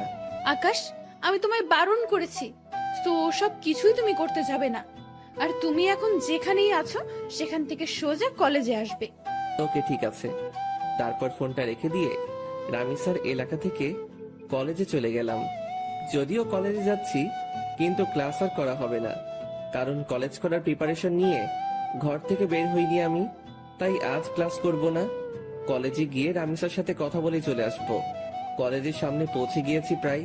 ভিতরটা ধুপধুপ করছে। আমি কি সরাসরি রামিসাকে জিজ্ঞেস করব নাকি চুপচাপ হয়ে থাকবো, সেটা নিয়ে দ্বিধাদ্বন্দ্বে আছি। কারণ জিজ্ঞেস করলে যদি সে স্বীকার না করে, কিন্তু আমার তো তার মুখ থেকে সমস্ত সত্যিটা জানা চাই। অনেকটা সময় ভেবে একটা সিদ্ধান্ত নিলাম, না, কিছুই জিজ্ঞেস করব না। মোটামুটি যখন শিওর আমি, তখন আরেকটু সময় অপেক্ষা করি। তারপর মাস নিজেই বড়শিতে এসে ধরা দিবে। কলেজে চলে এসেছি। রিক্সা থেকে নেমে ভাড়া পে করে ভিতরে চলে গেলাম। ক্লাস শুরু হয়ে গিয়েছে, কিন্তু রামিসা এখনো ক্লাসে যায়নি। সেই গেটের সামনে দাঁড়িয়ে আছে আমার জন্য। আসতে এত সময় লাগে তোমার? হ্যাঁ, আরে রিক্সা পেতে একটু দেরি হয়ে গিয়েছিল। হয়েছে, চলো এবার। কোথায় যাব? আর তুমি ক্লাসে যাওনি কেন? আজ ক্লাস করব না, তোমার সাথে বসে বসে আড্ডা দিব। আচ্ছা চলো, দুজনে গিয়ে কলেজের পাশে একটা ফাঁকা জায়গা আছে, সেখানে গিয়ে বসলাম। রামিস আমার কাঁধে মাথা রেখে হেলান দিয়ে বসে আছে। আকাশ প্লিজ, তুমি মাফিয়া গার্লের খোঁজ করা ছেড়ে দাও। আমি শুনেছি সে অনেক খতরনাক। সে যদি তোমার ক্ষতি করে দেয়, প্লিজ তুমি মাফিয়া গার্লের খোঁজ করা ছেড়ে দাও। আর তাছাড়া সে তো দেশের ভালোর জন্যই সব করছে, বলো। রামিসার কথা শুনে হাসবো না কাঁদবো সেটা বুঝে উঠতে পারছি না। তবে রামিসার কথা শুনে আরো সিউরিটি পেয়ে গেলাম যে মাফিয়া গার্লকে, কারণ যেই মেয়ে মাফিয়া গার্লের টপিক বাদ দিতে চাইতো সব সময়, সে আজ খুঁটে খুঁটে মাফিয়া গার্লের প্রসঙ্গ ওঠাচ্ছে।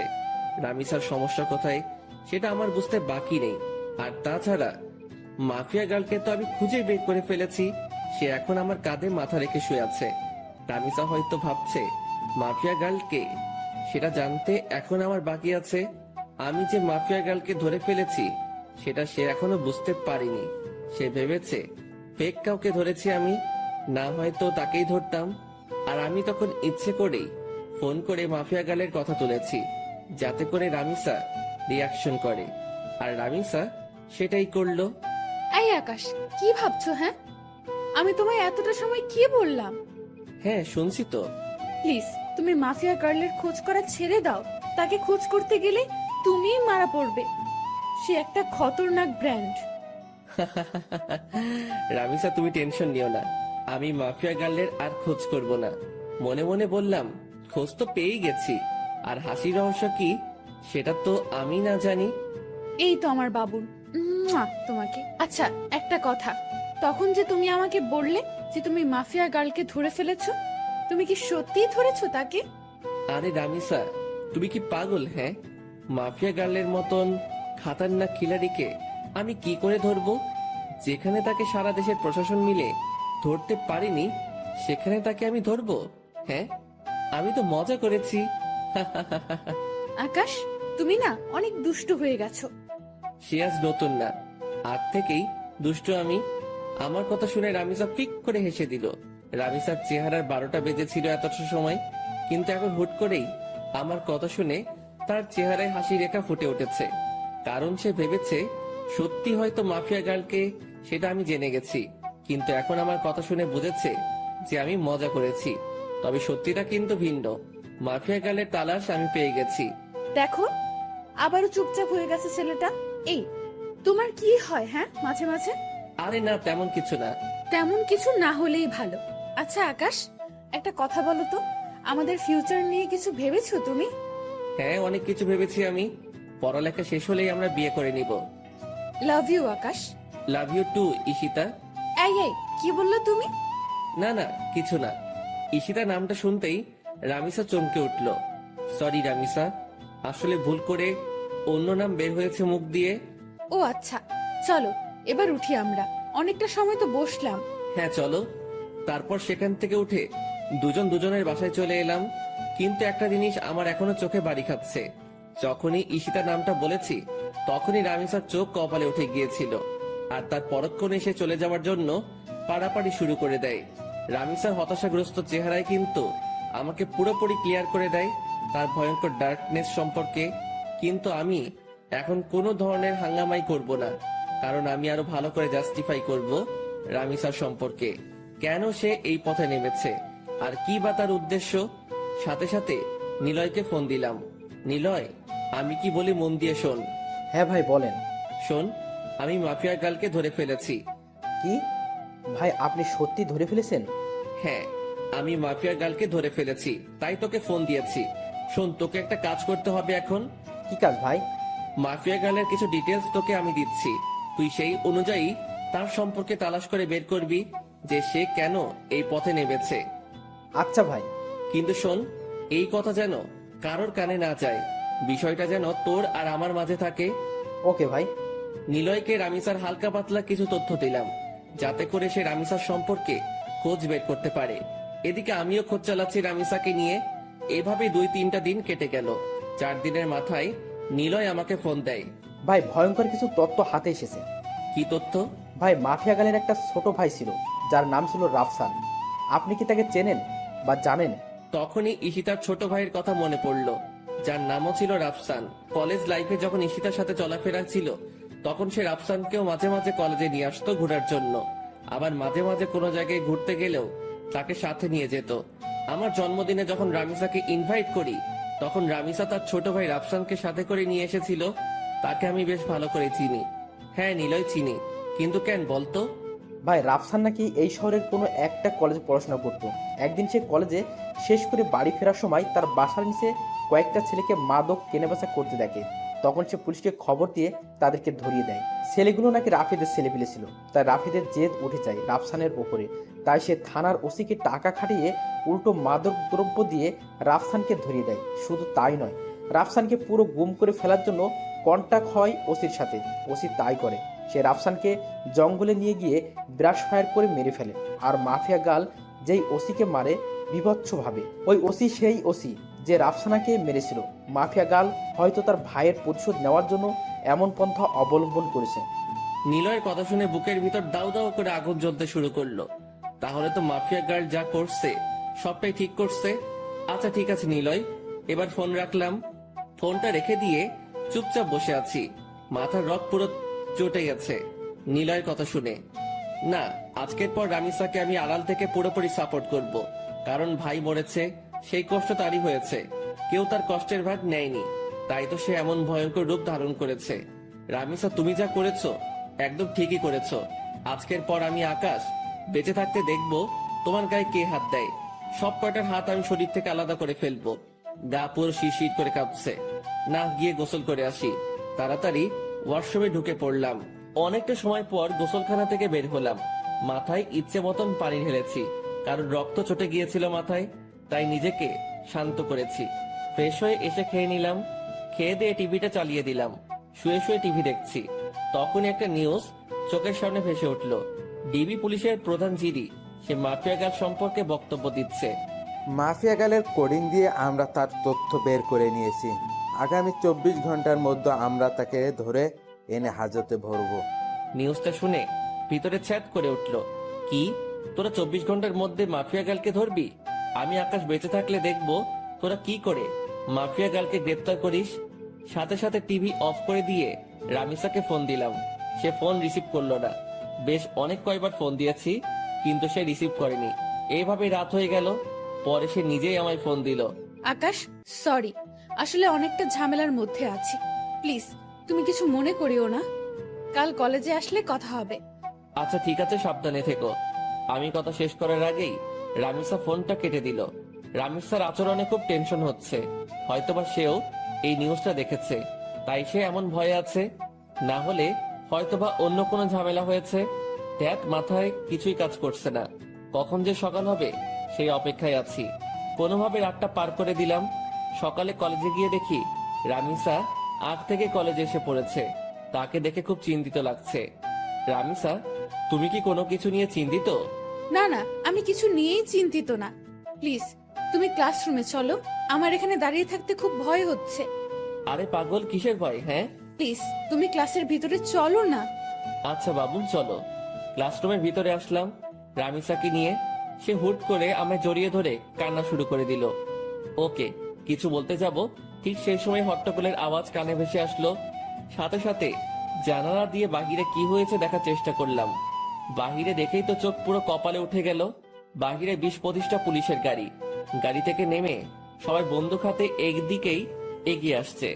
আস্তে আস্তে রামিসার খোঁজ করছে পুলিশগুলো। সবাই আমাদের ক্লাসরুমের দিকে আঙুল দেখিয়ে দিল। রামিসা, তুমি কোনো ভয় পেও না, আমি আছি। আকাশ, ওরা আমায় নিয়ে যাবে।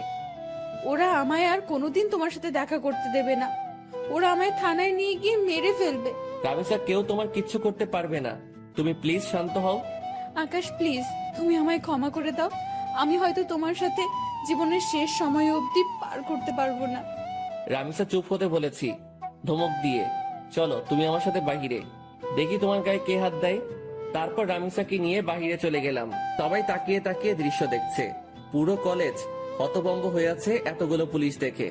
পুলিশ রামিসাকে দেখে ওকে গ্রেফতার করতে ছুটে আসে।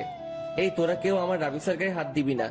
তখনই পুলিশের অফিসার একজন বলে ওঠে, কি তোরও শ্বশুর বাড়ি যাওয়ার ইচ্ছে হচ্ছে মনে হয়? এই অফিসার, আমার শ্বশুর বাড়ি যাওয়ার ইচ্ছে নেই, বরং তোর মরার পাকনা গজিয়েছে। সাহস থাকলে ওর গায়ে হাত দিয়ে দেখা। আমার মুখে ধারালো কথা শুনে সমস্ত পুলিশ আমার দিকে গুলি তাক করে ধরে।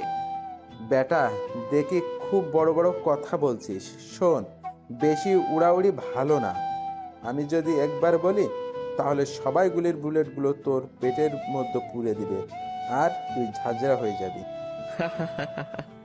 হাসালি রে ভাই, এই ঘুষখোরের বাচ্চা, কান খুলে শুনে রাখ।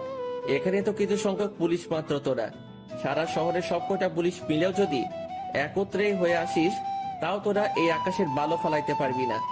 কারণ তোদের সামনে যে দাঁড়িয়ে আছে সেই সাদাসিধা একটা ছেলে আকাশ, কিন্তু তার ভিতরে ভয়ঙ্কর যেই হায়নাটা লুকিয়ে আছে তার নাম হচ্ছে আগুন।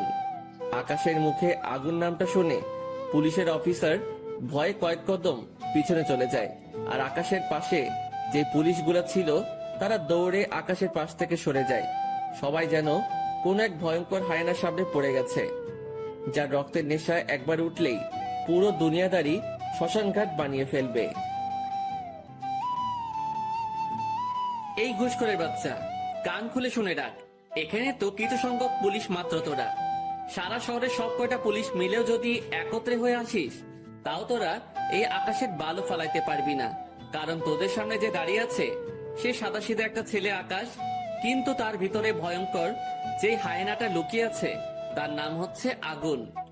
আকাশের মুখে আগুন নামটা শুনে পুলিশের অফিসার ভয় কয়েক কদম পিছনে চলে যায়, আর আকাশের পাশে যে পুলিশগুলো ছিল তারা দৌড়ে আকাশের পাশ থেকে সরে যায়। সবাই যেন কোনো এক ভয়ঙ্কর হায়নার সামনে পড়ে গেছে, যার রক্তের নেশা একবার উঠলেই পুরো দুনিয়াদারি শ্মশানঘাট বানিয়ে ফেলবে। পুলিশের অফিসার কাঁপতে কাঁপতে আকাশকে জিজ্ঞেস করে, আপনি যে আগুন, তার প্রমাণ কি? আপনি তো আমাদের ভয়ও দেখাতে পারেন। শোন, আমি আগুনের নাম ব্যবহার করে তোদেরকে ভয় দেখাবে এমন কোন বাপের বেটা এখনো পয়দা হয় নাই। আর নকল নাম ব্যবহার করা তো দূরের কথা।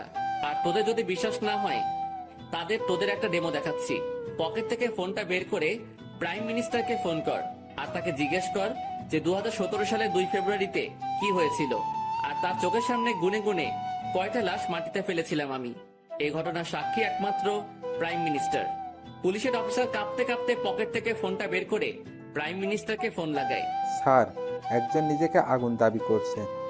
আমি তাকে জাস্টিফাই করার জন্য প্রমাণ চেয়েছি। সে প্রমাণস্বরূপ আপনাকে 2 ফেব্রুয়ারির কথা জিজ্ঞাসা করতে বলেছে। প্রাইম মিনিস্টার পুলিশ অফিসারের ফোন পেয়ে থতমত খেয়ে যায়।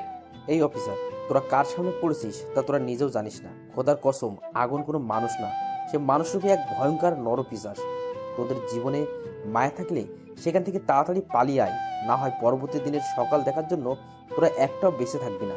পুলিশ অফিসার প্রাইম মিনিস্টারের কথা শুনে সোজা দৌড়ে গাড়িতে উঠে পড়ে।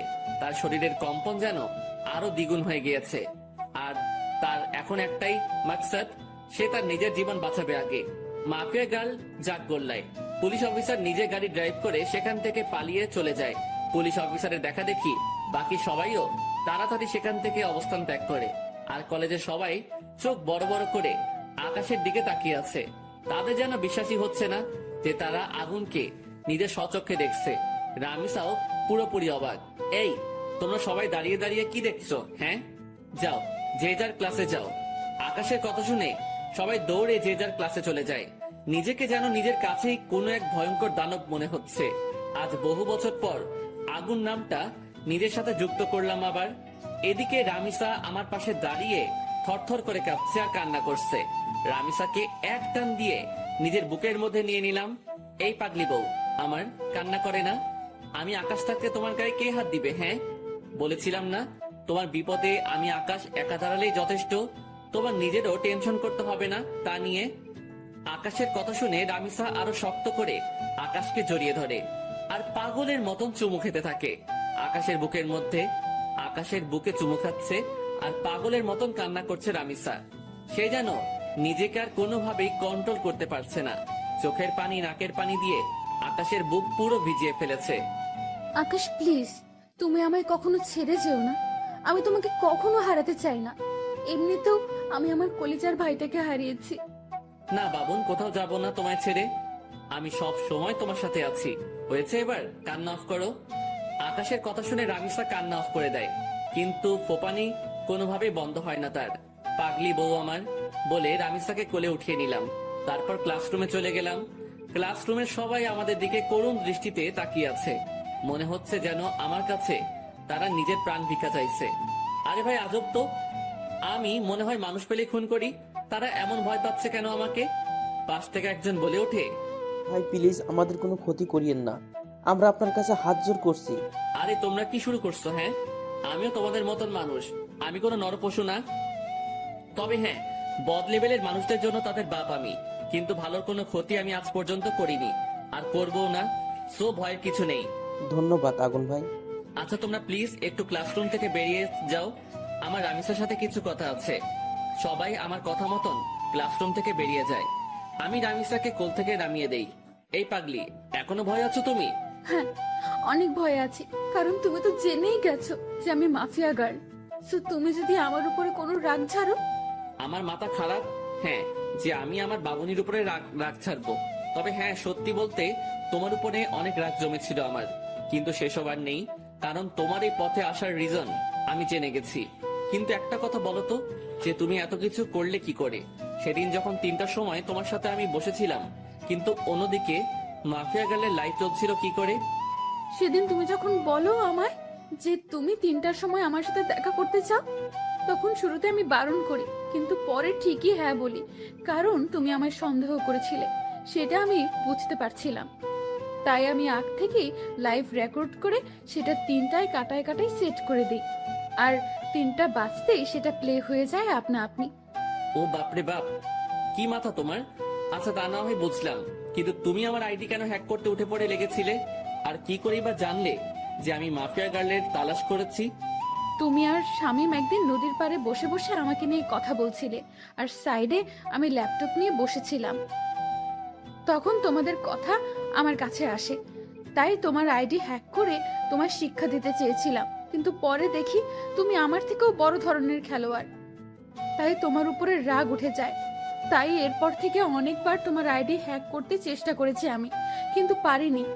আর তাছাড়া পরে যখন তুমি আমায় প্রপোজাল দাও, আমার সাথে যখন পুরোপুরি মিশে যাও, তখন তোমার উপর থেকে সমস্ত রাগ উঠে যায় আমার, কিন্তু এর পরেও তোমার আইডি হ্যাক করতে চেষ্টা করি। সেটার আসল রিজন হচ্ছে তোমাকে যাচাই করা। আমি দেখতে চেয়েছিলাম তোমার অন্য কোনো মেয়ের সাথে রিলেশন আছে কিনা।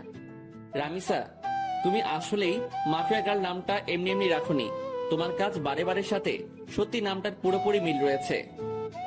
তুমিও তো কম না, কত বড় মাপের মাফিয়া তুমি, তোমার নাম জানে না এমন কেউ নেই। আমার কথা বাদ দাও, আগে তোমারটা বলো, কারণ মাথায় তোমাকে নিয়ে অনেক কয়টা জটলা পেকে আছে।